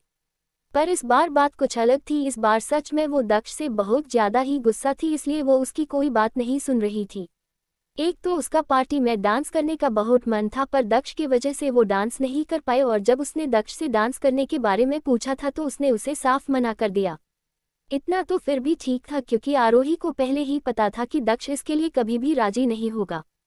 फिर दक्ष को पता नहीं अचानक क्या हुआ, वो उसे बीच पार्टी से ले आया और जब उसने उससे इसका कारण पूछा तो दक्ष ने इसका कोई जवाब ही नहीं दिया। ये बात से आरोही बहुत हट हो गई थी कि दक्ष की वजह से वो पार्टी एंजॉय ही नहीं कर पाए, यहाँ की तक कि वो जाते समय भी आखिरी बार सिया से नहीं मिल पाई। दक्ष ने उसे ऐसा भी करने भी मौका दिया। वो उसकी बेस्ट फ्रेंड और प्यारे देवर की एंगेजमेंट थी, दक्ष उसके साथ ऐसा कैसे कर सकता था। और ये बात दक्ष भी समझ रहा था कि आरोही उससे गुस्सा क्यों है, पर आरोही उसे इग्नोर करे ये उसे बिल्कुल भी बर्दाश्त नहीं था, चाहे रीजन कुछ भी हो। फिर वो अपनी भयानक आवाज में बोला, वाइफी इधर देखो। वही दक्ष की इतनी डरावनी आवाज सुनकर आरोही डर गई, क्योंकि ऐसा बहुत ही कम होता था जब दक्ष उससे ऐसे बात करें। फिर उसने दक्ष की तरफ देखा और दक्ष को देखते ही उसके आंख में आंसू आ गए। आरोही के आंख में आंसू देखकर दक्ष को बिल्कुल भी अच्छा नहीं लगा, फिर उसने उसे गले लगा लिया। दक्ष के गले लगाते ही आरोही के सब्र का बांध टूट गया और वो जोर जोर से रोने लगी और अपनी छोटे छोटे हाथों से दक्ष को मरने लगी और मारते हुए बोली, आप बहुत बुरे हो, बुरे हब्बी, आपने मुझे डांस करने नहीं दिया, मेरा डांस करने का कितना मन था और यहाँ तक कि आप मुझे बीच पार्टी से ले आए और अब आप मुझ पर गुस्सा कर रहे हैं, आप बहुत बहुत गंदे हो, मैं आपसे कभी भी बात नहीं करूँगी। ऐसे तो आरोही बहुत बहादुर थी, पर दक्ष के सामने वो एक छोटी बच्ची बन जाती थी। आरोही कभी कभी ऐसा जानबूझकर भी करती, क्योंकि उसे दक्ष का उसे पैम्पर करना बहुत अच्छा लगता था। वही दक्ष बस शांति से आरोही की शिकायत सुन रहा था और साथ ही साथ उसके पीठ पर प्यार से हाथ भी फेर रहा था, जिससे आरोही चुप हो जाए। पर जब दक्ष ने देखा कि आरोही चुप होने का नाम ही नहीं ले रही है, तो उसने जल्दी से एक बटन दबाया, जिससे उसके और ड्राइवर के बीच में एक मेटल का पार्टीशन आ गया। फिर उसने आरोही को सीट पर लेटाया और खुद उसके आ गया और उसे प्यार भरी नजरों से देखने लगा। वही दक्ष के ऐसे करने के वजह से आरोही चुप हो गई। वही आरोही को शांत देखकर दक्ष ने बारी बारी से उसके दोनों आंखों को चूम लिया और प्यार से बोला, वाइफी तुम्हें पता है मुझे बिल्कुल भी पसंद नहीं है कोई तुम्हें आंख उठाकर देखे। ये सुनकर आरोही ने कुछ नहीं कहा, क्योंकि उसे ये बात अच्छे से पता था कि दक्ष उसे लेकर कितना पजेसिव है, उसे बिल्कुल भी पसंद नहीं था कोई दूसरे उसे देखे या टच करे, इसलिए वो कभी भी किसी को खुद को चुने नहीं देती थी सिवाय दक्ष के, या कोई उसे कभी छू भी देता तो वो उसे अच्छा सबक सिखाती थी, क्योंकि उसे भी दक्ष के अलावा किसी का खुद को टच पसंद नहीं था। आरोही को समझ नहीं आया कि दक्ष उसे अभी ये क्यों बोल रहा है, इसलिए वो बस अपनी घनी पलकें झपकाकर दक्ष को देख रही थी, जैसे वो उसके आगे बोलने का इंतजार कर रही हो। ये देखकर दक्ष फिर बोला, तो तुम ही सोचे मैं ये कैसे बर्दाश्त कर सकता था कि कोई तुम्हें अपनी बुरी नज़रों से देखे। वहाँ पार्टी में कितने सारे लोग थे जो तुम्हें अपनी बुरी नज़रों से देख रहे थे, मेरा तो मन कर रहा था कि मैं उन सब की आंखें ही नोच लूं, उनकी हिम्मत कैसे हुए तुम पे अपनी बुरी नज़र डालने की। ये सब कहते समय बहुत डरवाना लग रहा था। वही दक्ष को इस तरह देखकर आरोही को दक्ष से डर लगने लगा था। आरोही को अगर किसी से चीज़ से सबसे ज़्यादा डर लगता था तो वो था दक्ष की पोसेसिवनेस। दक्ष उसे लेकर पागल था और आरोही को ये बात अच्छे से पता थी। इस पागलपन के वजह से आरोही को अपने पिछली जिंदगी में बहुत कुछ सहना पड़ा था। वो आज भी जब वो पल याद करते थी वो अंदर तक कौंप जाती थी। वही आरोही की आंखों में अपने लिए डर देख कर दक्ष को बिल्कुल भी अच्छा नहीं लगा। फिर उसने कसकर आरोही को गले लगा लिया और उसके नेक कर किस करने लगा। वही आरोही ने कुछ नहीं किया और दक्ष जो कर रहा था उसे करने दिया। वो नहीं चाहती थी कि उसके किसी भी एक्शन की वजह से दक्ष और गुस्सा हो जाए, पर उसके दिमाग में अभी भी दक्ष के शब्द गूंज रहे थे। उसे लगा था कि वो दक्ष के साथ अच्छे से रिएक्ट करेगी तो सब कुछ बदल जाएगा, पर शायद वो गलत थी। दक्ष पिछली और इस जिंदगी में भी उसे लेकर उतना ही पागल था। पर क्या दक्ष हमेशा उसके साथ ऐसा ही करने वाला था? क्योंकि ऐसा होना आम बात थी कि कोई उसे देखे तो क्या दक्ष हमेशा उसे ऐसे ही वहां से ले जाएगा? ये सोचकर आरोही मायूस हो गए। क्या पिछली जिंदगी की तरह क्या वो इस जिंदगी में भी खुलकर जी नहीं पाएगी? अब आगे क्या होगा दक्ष और आरोही की जिंदगी में? दक्ष को बिल्कुल भी पसंद नहीं था कोई दूसरे उसे देखे या टच करे, इसलिए वो कभी भी किसी को खुद को चुने नहीं देती थी सिवाय दक्ष के, या कोई उसे कभी छू भी देता तो वो उसे अच्छा सबक सिखाती थी, क्योंकि उसे भी दक्ष के अलावा किसी का खुद को टच पसंद नहीं था। आरोही को समझ नहीं आया कि दक्ष उसे अभी ये क्यों बोल रहा है, इसलिए वो बस अपनी घनी पलकें झपकाकर दक्ष को देख रही थी, जैसे वो उसके आगे बोलने का इंतजार कर रही हो। ये देखकर दक्ष फिर बोला, तो तुम ही सोचे मैं ये कैसे बर्दाश्त कर सकता था कि कोई तुम्हें अपनी बुरी नज़रों से देखे। वहाँ पार्टी में कितने सारे लोग थे जो तुम्हें अपनी बुरी नज़रों से देख रहे थे, मेरा तो मन कर रहा था कि मैं उन सब की आंखें ही नोच लूं, उनकी हिम्मत कैसे हुए तुम पे अपनी बुरी नज़र डालने की। ये सब कहते समय बहुत डरवाना लग रहा था। वही दक्ष को इस तरह देखकर आरोही को दक्ष से डर लगने लगा था। आरोही को अगर किसी से चीज से सबसे ज्यादा डर लगता था तो वो था दक्ष की पोसेसिवनेस। दक्ष उसे लेकर पागल था और आरोही को ये बात अच्छे से पता थी। इस पागलपन की वजह से आरोही को अपने पिछली जिंदगी में बहुत कुछ सहना पड़ा था। वो आज भी जब वो पल याद करते थी वो अंदर तक कौंप जाती थी। वही आरोही की आंखों में अपने लिए डर देख कर दक्ष को बिल्कुल भी अच्छा नहीं लगा। फिर उसने कसकर आरोही को गले लगा लिया और उसके नेक कर किस करने लगा। वही आरोही ने कुछ नहीं किया और दक्ष जो कर रहा था उसे करने दिया। वो नहीं चाहती थी कि उसके किसी भी एक्शन की वजह से दक्ष और गुस्सा हो जाए, पर उसके दिमाग में अभी भी दक्ष के शब्द गूंज रहे थे। उसे लगा था कि वो दक्ष के साथ अच्छे से रिएक्ट करेगी तो सब कुछ बदल जाएगा, पर शायद वो गलत थी। दक्ष पिछली और इस जिंदगी में भी उसे लेकर उतना ही पागल था। पर क्या दक्ष हमेशा उसके साथ ऐसा ही करने वाला था? क्योंकि ऐसा होना आम बात थी कि कोई उसे देखे तो क्या दक्ष हमेशा उसे ऐसे ही वहां से ले जाएगा? ये सोचकर आरोही मायूस हो गए। क्या पिछली जिंदगी की तरह क्या वो इस जिंदगी में भी खुलकर जी नहीं पाएगी? पर आरोही को ये नहीं पता था कि दक्ष ने तो उसके साथ कुछ किया ही नहीं। वो तो बिना कुछ बोले उसे बस वहां से ले जाया, पर जिसने उस पर बुरी नजर डाली थी दक्ष ने बेरहमी से उन सब की आंखें नोच ली थी और उन्हें तब तक टॉर्चर किया जब तक वो मर नहीं गए। पर इन सब के बाद भी उसका गुस्सा शांत हुआ था। उन लोगों की हिम्मत भी कैसे भी उसकी बीवी को नजर उठाकर देखने की। ये सोचकर उसका खून खौल रहा था कि कैसे वो अपनी हवस भरी नजरों से आरोही को देख रहे थे। उसका बस चलता था तो एक बार फिर उस सब को जान से मार देता, पर अफसोस वो पहले से मर चुके थे। अपने गुस्से को शांत करने के लिए उसने रातों रात उन बिजनेस और परिवार को बर्बाद कर दिया। इन सब के थ्रू वो सबको वार्निंग भी देना चाहता था कि अगर किसी ने भी उसकी बीवी पर बुरी नजर डालने की हिम्मत की थी तो उन सब का भी यही हाल होगा। आरोही सिर्फ उसका बचपन का प्यार नहीं थी, वो उसका जुनून थी, उसकी दीवानगी थी, उसकी जिद थी, वो उसका सब कुछ थी। आरोही के बिना दक्ष अपनी लाइफ इमेजिन भी नहीं कर सकता था। उसने आरोही को पाने के लिए क्या कुछ नहीं किया था। भले ही वो दक्ष सिंघानिया था, पर उसे ये टाइटल सिर्फ सिंघानिया परिवार के बेटे होने के तौर पे नहीं मिली थी, बल्कि उसने उसे अपनी खून पसीने की मेहनत से हासिल की थी। उसने दिन रात काम करके अपने आप को इतना काबिल बनाया कि कोई उसे एक नज़र देखने से पहले भी 100 बार सोचे। वो आरोही के लिए एक अच्छी लाइफ चाहता था। पहले वो उस मुकाम था पहुंचा जहां तक पहुंचने के लोग बस सपने ही देख सकते थे। उसके बाद ही उसने आरोही से शादी की जिससे वो उसे प्रोटेक्ट कर सके। दक्ष चाहता तो वो आरोही को कैद भी कर सकता था जिससे कोई भी उसे देख न सके, लेकिन वो आरोही की खुशी चाहता था और उसे पता था कि आरोही इस बात से कभी भी खुशी नहीं होंगी। इसलिए दक्ष ने डिवाइड कर किया था कि जो आरोही को चोट पहुंचाएगा या उसे अपनी बुरी नज़रों से देखेगा तो वो उन सबको बर्बाद कर देगा। वही कार में दक्ष लगातार आरोही की गर्दन को चूम रहा था और आरोही उसकी पकड़ से छूटने के लिए चटपटा रही थी, क्योंकि वो लोग कार में अकेला नहीं थे, ड्राइवर भी उनके साथ था। भले ही वो उन्हें देख नहीं सकता था पर सुन तो सकता था।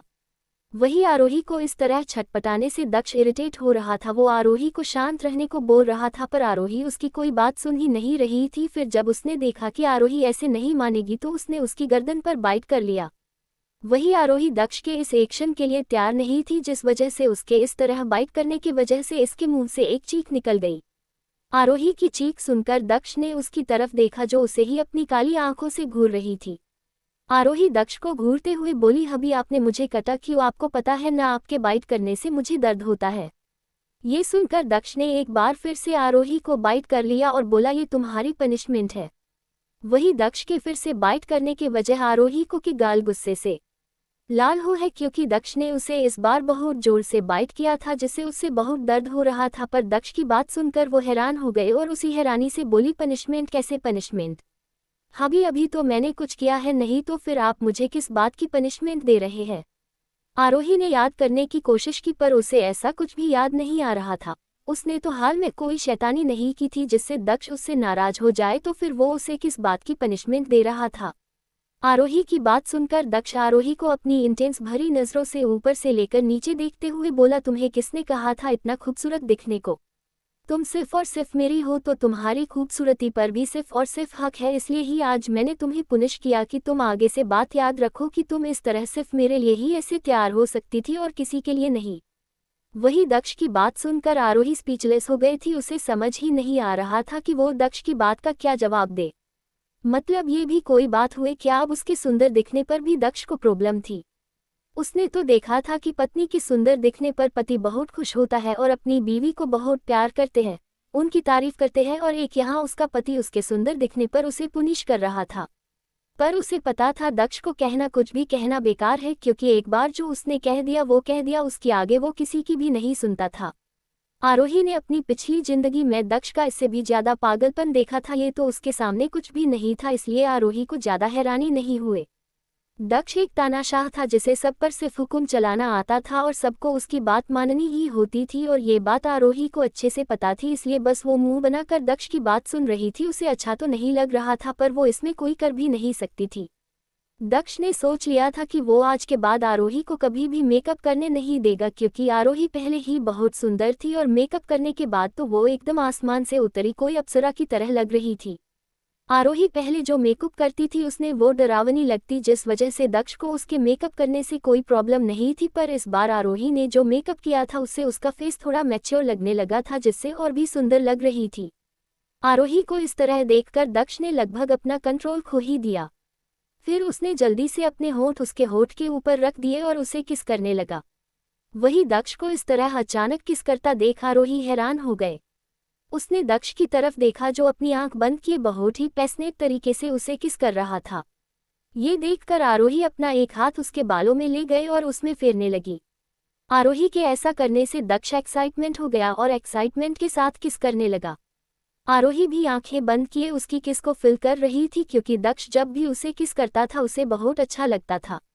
दक्ष की किसिंग स्किल बहुत ज़्यादा ही अच्छी थी, उसे तो कभी कभी विश्वास ही नहीं होता था कि दक्ष ने उससे पहले कभी किसी लड़की को किस नहीं किया है। उसके किस करने के आरोही का दिमाग सुन्न हो जाता था, वो अपनी सारे सोचने समझने की शक्ति खो देती थी।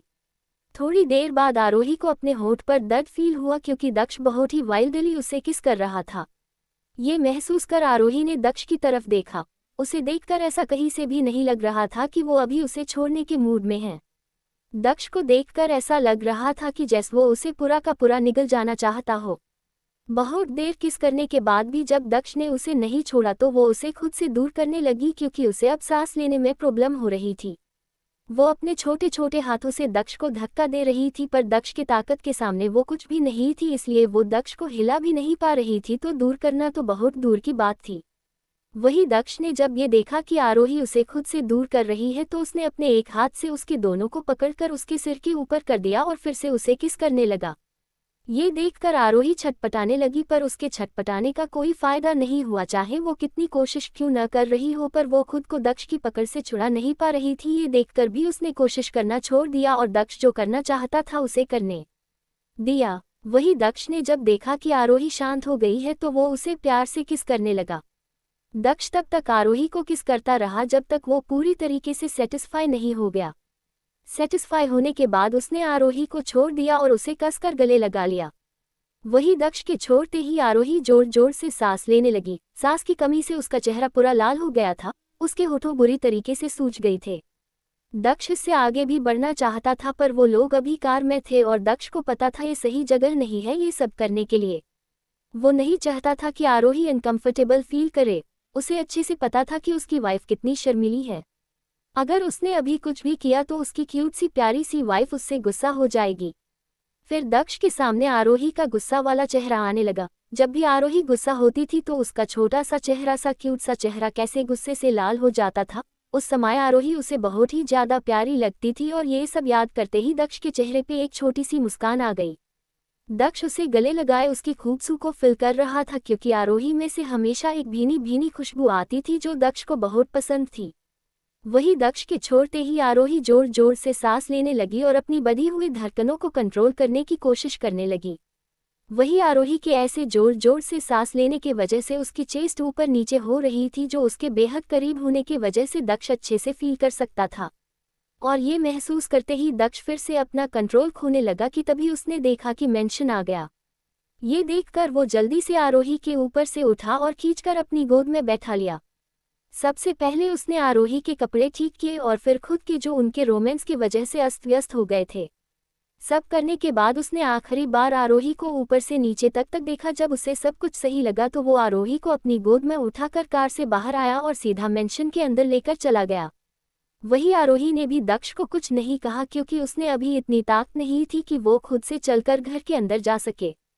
इसलिए उसने अपने दोनों पैर दक्ष के कमर के चारों ओर लपेट लिए और अपना छोटा से सिर दक्ष की छाती में छुपा लिया, क्योंकि वो नहीं चाहती थी कि कोई उसके लाल चेहरे और सूजे हुए होठ देखे, क्योंकि ये बहुत ही एम्बरासिंग होता उसके लिए। अब आगे क्या होगा दक्ष और आरोही की जिंदगी में? आरोही ने दक्ष की तरफ देखा। उसे देखकर ऐसा कहीं से भी नहीं लग रहा था कि वो अभी उसे छोड़ने के मूड में है। दक्ष को देखकर ऐसा लग रहा था कि जैसे वो उसे पूरा का पूरा निगल जाना चाहता हो। बहुत देर किस करने के बाद भी जब दक्ष ने उसे नहीं छोड़ा तो वो उसे खुद से दूर करने लगी, क्योंकि उसे अब सांस लेने में प्रॉब्लम हो रही थी। वो अपने छोटे छोटे हाथों से दक्ष को धक्का दे रही थी, पर दक्ष की ताकत के सामने वो कुछ भी नहीं थी, इसलिए वो दक्ष को हिला भी नहीं पा रही थी, तो दूर करना तो बहुत दूर की बात थी। वही दक्ष ने जब ये देखा कि आरोही उसे खुद से दूर कर रही है तो उसने अपने एक हाथ से उसके दोनों को पकड़कर उसके सिर के ऊपर कर दिया और फिर से उसे किस करने लगा। ये देखकर आरोही छटपटाने लगी, पर उसके छटपटाने का कोई फायदा नहीं हुआ, चाहे वो कितनी कोशिश क्यों न कर रही हो, पर वो खुद को दक्ष की पकड़ से छुड़ा नहीं पा रही थी। ये देखकर भी उसने कोशिश करना छोड़ दिया और दक्ष जो करना चाहता था उसे करने दिया। वही दक्ष ने जब देखा कि आरोही शांत हो गई है तो वो उसे प्यार से किस करने लगा। दक्ष तब तक आरोही को किस करता रहा जब तक वो पूरी तरीके से सेटिस्फाई नहीं हो गया। सेटिस्फाई होने के बाद उसने आरोही को छोड़ दिया और उसे कसकर गले लगा लिया। वही दक्ष के छोड़ते ही आरोही जोर जोर से सांस लेने लगी। सांस की कमी से उसका चेहरा पूरा लाल हो गया था, उसके होठों बुरी तरीके से सूज गए थे।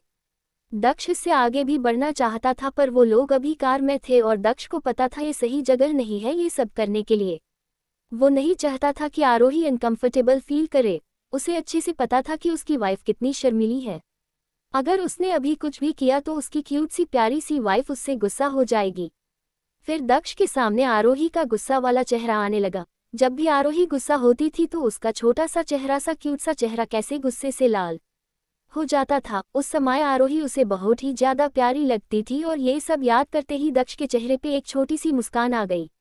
दक्ष उसे गले लगाए उसकी खूबसूरती को फिल कर रहा था, क्योंकि आरोही में से हमेशा एक भीनी भीनी खुशबू आती थी जो दक्ष को बहुत पसंद थी।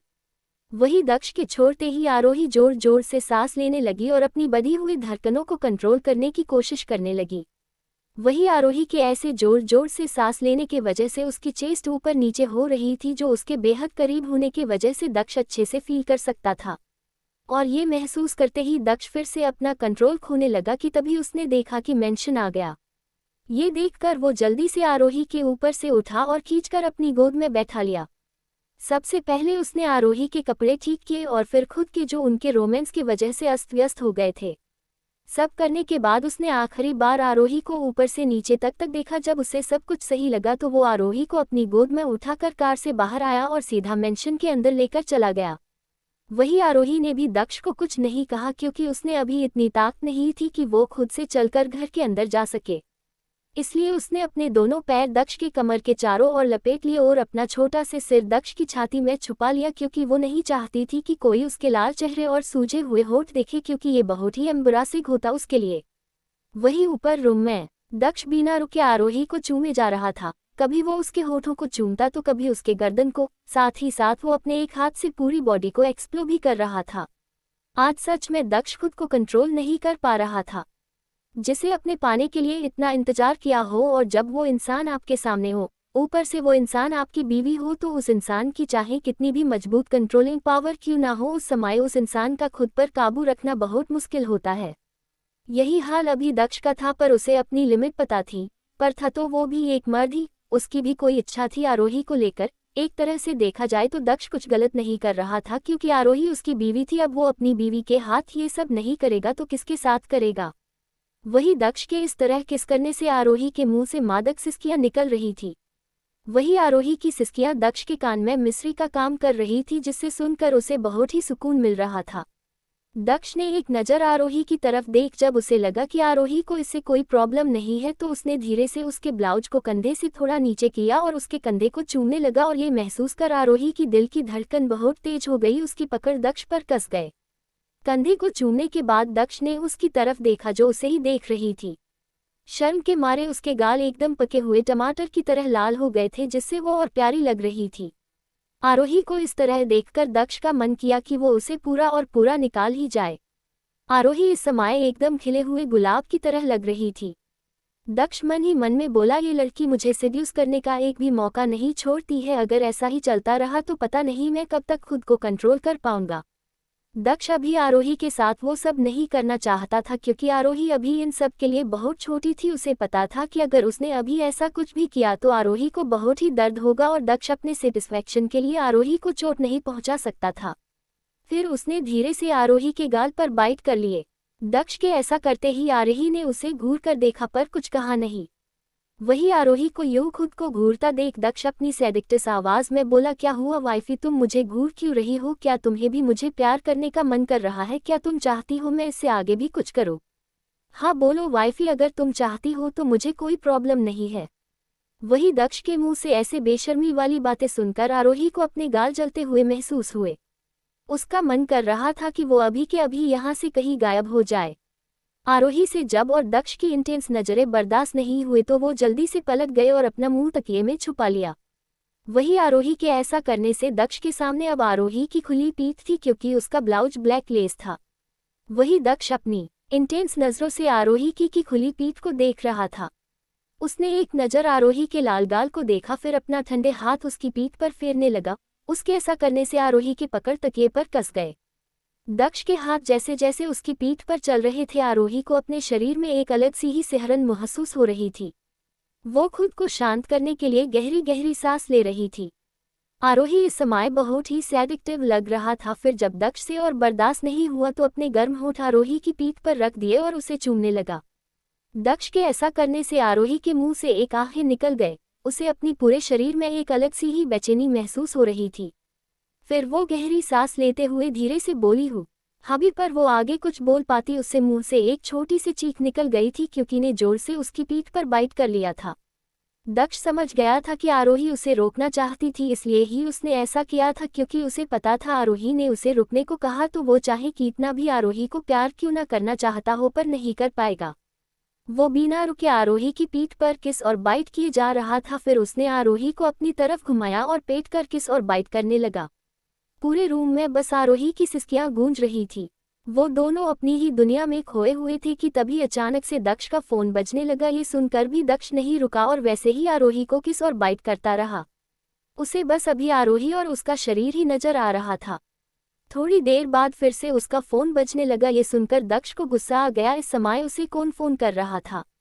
उसे बिल्कुल भी पसंद नहीं था कि कोई उसे और आरोही को उनके प्राइवेट मूवमेंट में डिस्टर्ब करे। उसने फोन की तरफ देखा, उसके असिस्टेंट का फोन था। ये देखकर दक्ष समझ गया था कि कुछ इम्पोर्टेंट काम होगा, वरना उसका असिस्टेंट इस समय उसे कभी भी कॉल नहीं करता। उसने एक आखिरी बार आरोही के होठ को स्मूच किया और फिर वो अपना फोन लेकर बालकोनी में चला गया। वही दक्ष के जाते ही आरोही ने जल्दी से अपने आप को ब्लैंकेट से ऊपर से नीचे तक कवर कर लिया। उसका पूरा चेहरा इस समय शर्म के मारे सुर्ख लाल पर चुका था। थोड़ी देर बाद दक्ष जब वापस आया तो उसने देखा कि उसकी प्यारी बीवी बिना चंगे किए ही सो गए थी। ये देखकर दक्ष ने एक गहरी सांस ली, फिर क्लोजेट रूम में गया और आरोही की नाइट ड्रेस लेकर आया और उसके कपड़े चेंज किए और फिर अपने कपड़े चेंज किए और फिर बेड पर जाके लेट गया और खींचकर आरोही को गले लगा लिया। दक्ष के ऐसा करने से आरोही को समसाने लगी, पर फिर वो अपने आप को कंफर्टेबल पोजीशन में एडजस्ट करने के बाद फिर से सो गए। वही आरोही को इस तरह देखकर दक्ष के चेहरे पे एक छोटी सी मुस्कान आ गई। सच में उसकी बीवी अभी के एक बच्ची ही थी। फिर वो भी उसे गले लगा कर सो गया। वही अगले दिन जब आरोही की नींद खुली तो उसकी नज़र दक्ष पर गई जो सोफे पे बैठकर लैपटॉप पर अपना काम कर रहा था। वही दक्ष को घर पर देखकर आरोही हैरान हो गए। फिर उसके चेहरे पे एक मुस्कान आ गई और फिर वो जल्दी से बेड से उतरी और दौड़ के दक्ष के पास गए और उसकी गोद में बैठते हुए बोली, अभी आज आप ऑफिस क्यों नहीं गए? पर इन सब बातों में आरोही का ध्यान अपने कपड़ों पर नहीं गया कि कल रात तो वो पार्टी वाले कपड़े में ही सो थी, तो ये नाइट ड्रेस कहाँ से आए। पर अगर आरोही ने ये नोटिस भी कर लिया होता तो उसे ज़्यादा फर्क नहीं पड़ता क्योंकि ये पहली बार तो था नहीं कि दक्ष ने ऐसा कुछ किया हो। दक्ष ने पहले भी काफ़ी बार उसके कपड़े चेंज किया थे, यहाँ तक कि वो उसके साथ नहा तक चुका था, इसलिए आरोही के लिए एक आम बात ही है। वैसे भी वो दक्ष के साथ काफ़ी हद तक कंफर्टेबल हो गए थी, बस वो उसके साथ अभी इंटीमेट होने के लिए तैयार नहीं थी। चाहे वो कितनी भी कोशिश क्यों ना कर रही हो पर खुद को तैयार ही नहीं कर पा रही थी। कहने को तो ये दक्ष के साथ उसकी दूसरी जिंदगी थी, पर दक्ष उसके साथ अजनबी की तरह ही था। पिछली जिंदगी में वो बस दक्ष के साथ एक बार इंटीमेट हुए थी, वो भी उस समय वे नशे में थी जिस वजह से उसे दक्ष कंफर्टेबल होने में इतना टाइम लग रहा था। अब आगे क्या होगा दक्ष और आरोही की जिंदगी में? दक्ष के जाते ही आरोही ने जल्दी से अपने आप को ब्लैंकेट से ऊपर से नीचे तक कवर कर लिया। उसका पूरा चेहरा इस समय शर्म के मारे सुर्ख लाल पड़ चुका था। थोड़ी देर बाद दक्ष जब वापस आया तो उसने देखा कि उसकी प्यारी बीवी बिना चंगे किए ही सो गए थी। ये देखकर दक्ष ने एक गहरी सांस ली, फिर क्लोजेट रूम में गया और आरोही की नाइट ड्रेस लेकर आया और उसके कपड़े चेंज किए और फिर अपने कपड़े चेंज किए और फिर बेड पर जाके लेट गया और खींचकर आरोही को गले लगा लिया। दक्ष के ऐसा करने से आरोही को समसाने लगी, पर फिर वो अपने आप को कंफर्टेबल पोजीशन में एडजस्ट करने के बाद फिर से सो गए। वही आरोही को इस तरह देखकर दक्ष के चेहरे पे एक छोटी सी मुस्कान आ गई। सच में उसकी बीवी अभी के एक बच्ची ही थी, फिर वो भी उसे गले लगा कर सो गया। वही अगले दिन जब आरोही की नींद खुली तो उसकी नज़र दक्ष पर गई जो सोफे पे बैठकर लैपटॉप पर अपना काम कर रहा था। वही दक्ष को घर पर देखकर आरोही हैरान हो गए, फिर उसके चेहरे पे एक मुस्कान आ गई और फिर वो जल्दी से बेड से उतरी और दौड़ के दक्ष के पास गए और उसकी गोद में बैठते हुए बोली, अभी आज आप ऑफिस क्यों नहीं गए? पर इन सब बातों में आरोही का ध्यान अपने कपड़ों पर नहीं गया कि कल रात तो वो पार्टी वाले कपड़े में ही सो थी, तो ये नाइट ड्रेस कहाँ से आए। पर अगर आरोही ने ये नोटिस भी कर लिया होता तो उसे ज़्यादा फर्क नहीं पड़ता, क्योंकि ये पहली बार तो था नहीं कि दक्ष ने ऐसा कुछ किया हो। दक्ष ने पहले भी काफ़ी बार उसके कपड़े चेंज किया थे, यहाँ तक कि वो उसके साथ नहा तक चुका था, इसलिए आरोही के लिए एक आम बात ही है। वैसे भी वो दक्ष के साथ काफ़ी हद तक कंफर्टेबल हो गए थी, बस वो उसके साथ अभी इंटीमेट होने के लिए तैयार नहीं थी। चाहे वो कितनी भी कोशिश क्यों ना कर रही हो, पर खुद को तैयार ही नहीं कर पा रही थी। कहने को तो ये दक्ष के साथ उसकी दूसरी जिंदगी थी, पर दक्ष उसके साथ अजनबी की तरह ही था। पिछली जिंदगी में वो बस दक्ष के साथ एक बार इंटीमेट हुए थी, वो भी उस समय वे नशे में थी जिस वजह से उसे दक्ष कंफर्टेबल होने में इतना टाइम लग रहा था। आरोही का सवाल सुनकर दक्ष ने सबसे पहले अपना लैपटॉप बंद किया, फिर उसे उसकी कमर से पकड़ के अपने गोद में अच्छे से एडजस्ट किया ताकि वो आराम से उसकी गोद में बैठ सके। उसके बाद उसने आरोही की तरफ देखा जो मुस्कुराते हुए उसे ही देख रही थी, जैसे वो दक्ष के बोलने का इंतजार कर रही हो।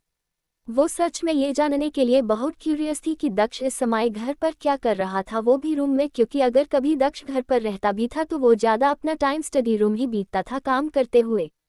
दक्ष आरोही को देखते हुए बोला, मैं आज बिजनेस ट्रिप पर जा रहा हूँ। ये बोलते समय उसके चेहरे पे कोई एक्सप्रेशन नहीं था। वही दक्ष की बात सुनकर आरोही के चेहरे पे जो मुस्कान थी वो एकदम से गायब हो गई और उसकी जगह एक उदासी ने ले ली। लेकिन आरोही फिर जल्दी से खुद को संभालते हुए धीरे से बोली, पर उसके चेहरे की उदासी साफ देखी जा सकती थी। उसे दक्ष का उससे दूर जाना बिल्कुल भी पसंद नहीं था। उसे उसके बिना उसे अकेले महसूस होता था। दक्ष ने भी देखा कि जैसे ही उसने बोला कि वो बिजनेस ट्रिप पर जा रहा था, आरोही का खिला हुआ चेहरा कैसे मुरझा गया।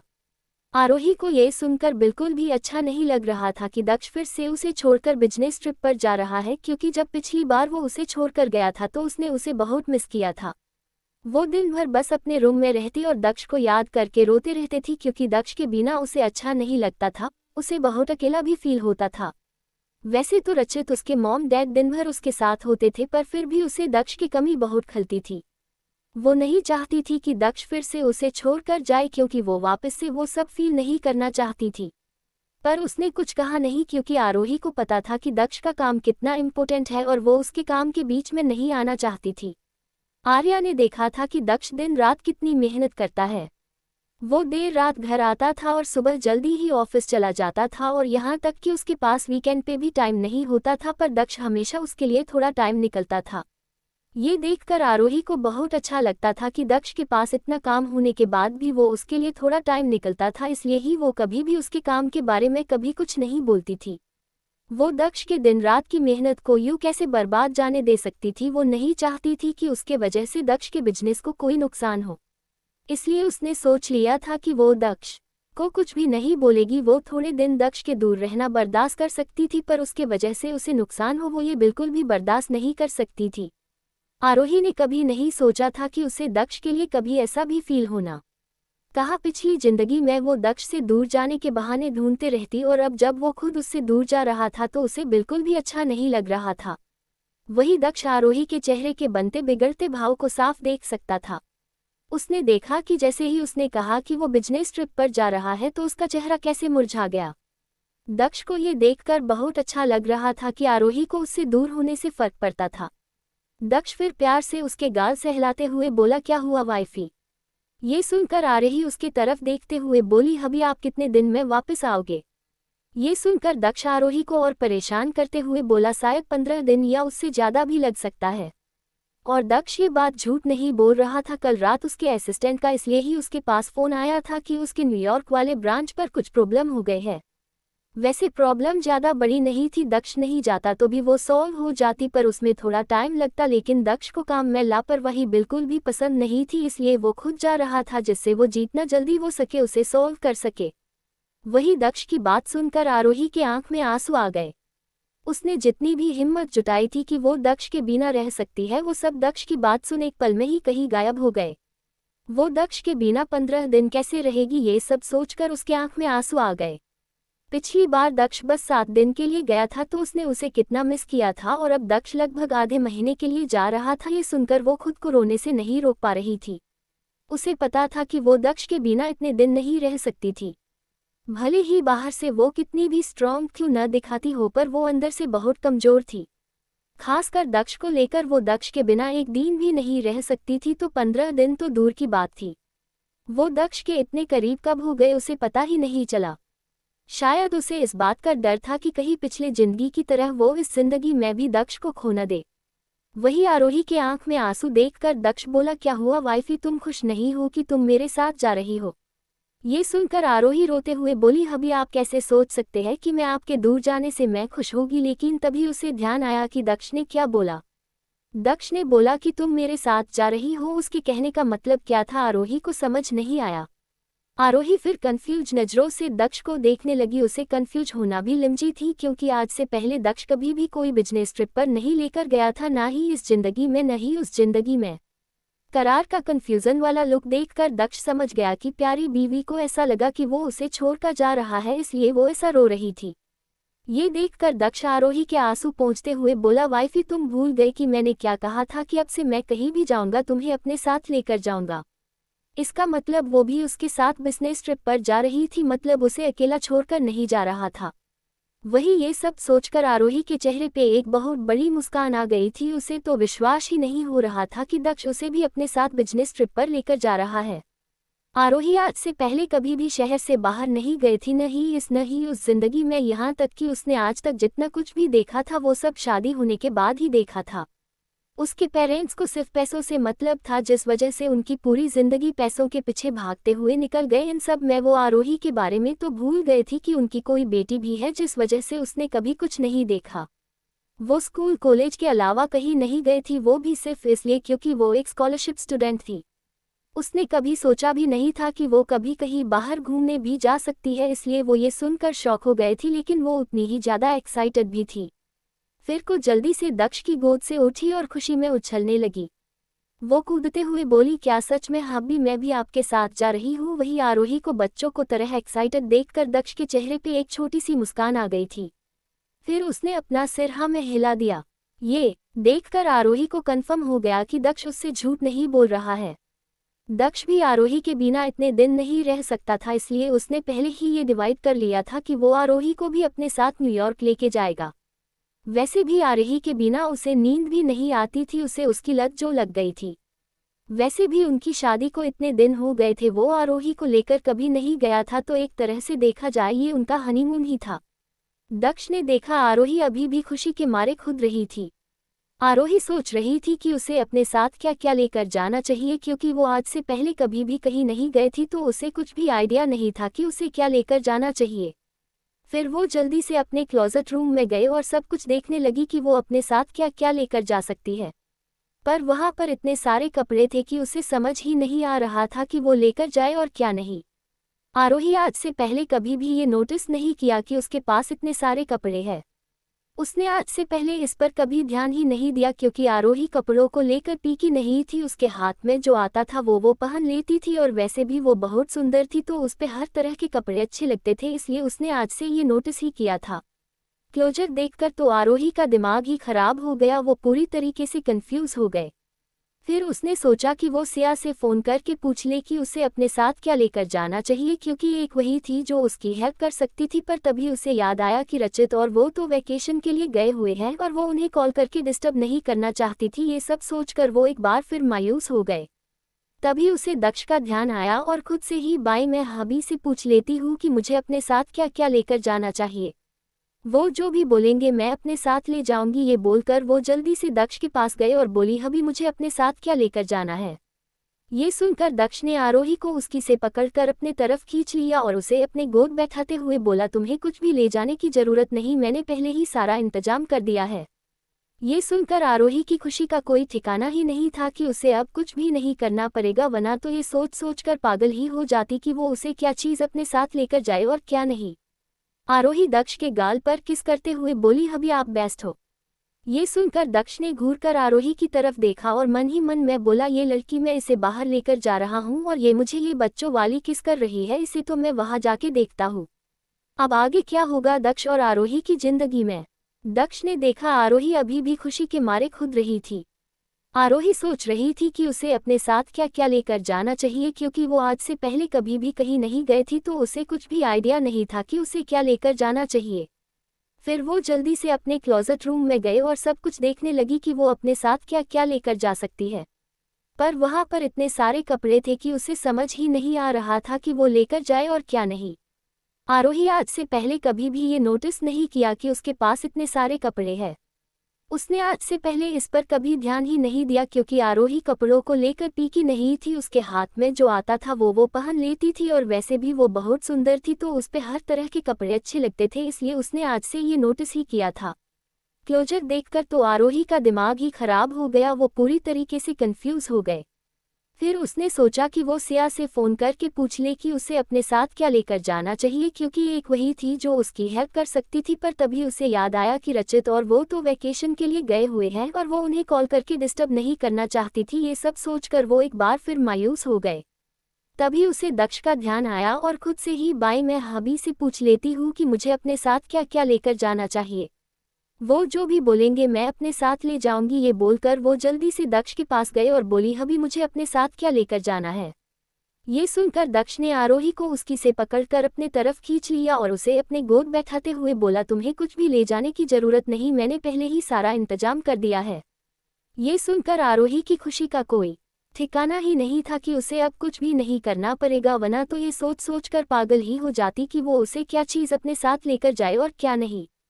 आरोही दक्ष के गाल पर किस करते हुए बोली, हबी आप बेस्ट हो। ये सुनकर दक्ष ने घूरकर आरोही की तरफ देखा और मन ही मन में बोला, ये लड़की मैं इसे बाहर लेकर जा रहा हूँ और ये मुझे ये बच्चों वाली किस कर रही है, इसे तो मैं वहां जाके देखता हूँ। वही दूसरी तरफ रुद्रम कब से आर्या के बाहर आने का इंतजार कर रहा था, मगर आर्या थी कि जो बाहर ही नहीं आ रही थी।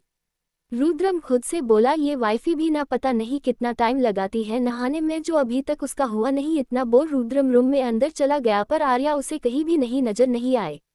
रुद्रम ने बाथरूम का दरवाजा नॉक किया पर उसे कोई जवाब नहीं मिला। आर्या क्या तुम अंदर हो, पर उसे कोई आवाज नहीं आए। अब रुद्रम को घबराहट होने लगी थी। रुद्रम ने डोर खोलने की कोशिश पर वो अंदर से बंद था, इसलिए वो खुल नहीं रहा था।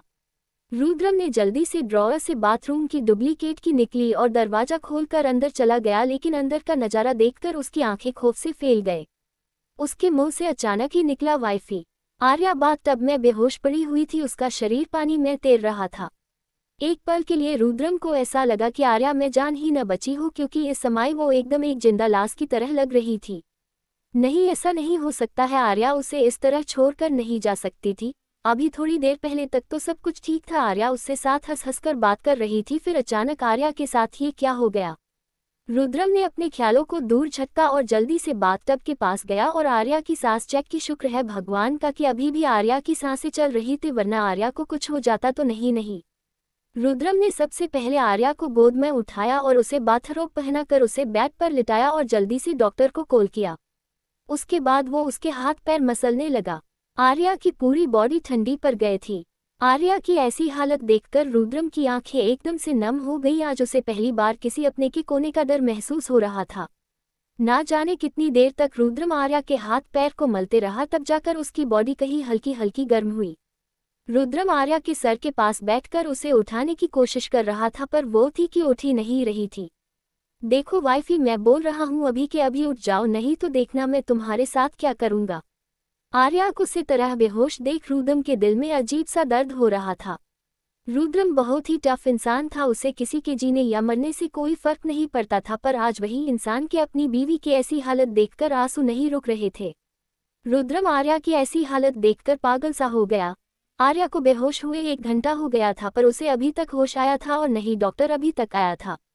रुद्रम अपनी जगह से उठते हुए बोला, देखो वाइफी, मैं आखिरी बार बोल रहा हूँ उठ जाऊं, वरना मैं सब कुछ तबाह कर दूंगा, किसी को भी जिंदा नहीं छोड़ूंगा। पर रुद्रम चाहे कितनी भी कोशिश क्यों न कर रहा हो आर्या को उठाने की, पर आर्या उठ ही नहीं रही थी।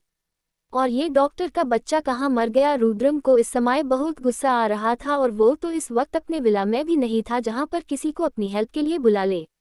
वो तो आर्या को गुस्से से यहाँ पर ले आया था, पर अब वो अकेला क्या करे उसे कुछ समझ में नहीं आ रहा था। तभी उसे अपने दोस्तों का ख्याल आया, क्यों ना वो अपने दोस्तों को कॉल करके उनसे मदद मांगे ताकि वो जल्दी से कोई डॉक्टर को अपने साथ ले आए। उसने जिसे फ़ोन करके बुलाया था वो तो निकम्मा और नालायक निकला, पता नहीं उसे डॉक्टर किसने बना दिया जिसे टाइम की कदर ही नहीं थी।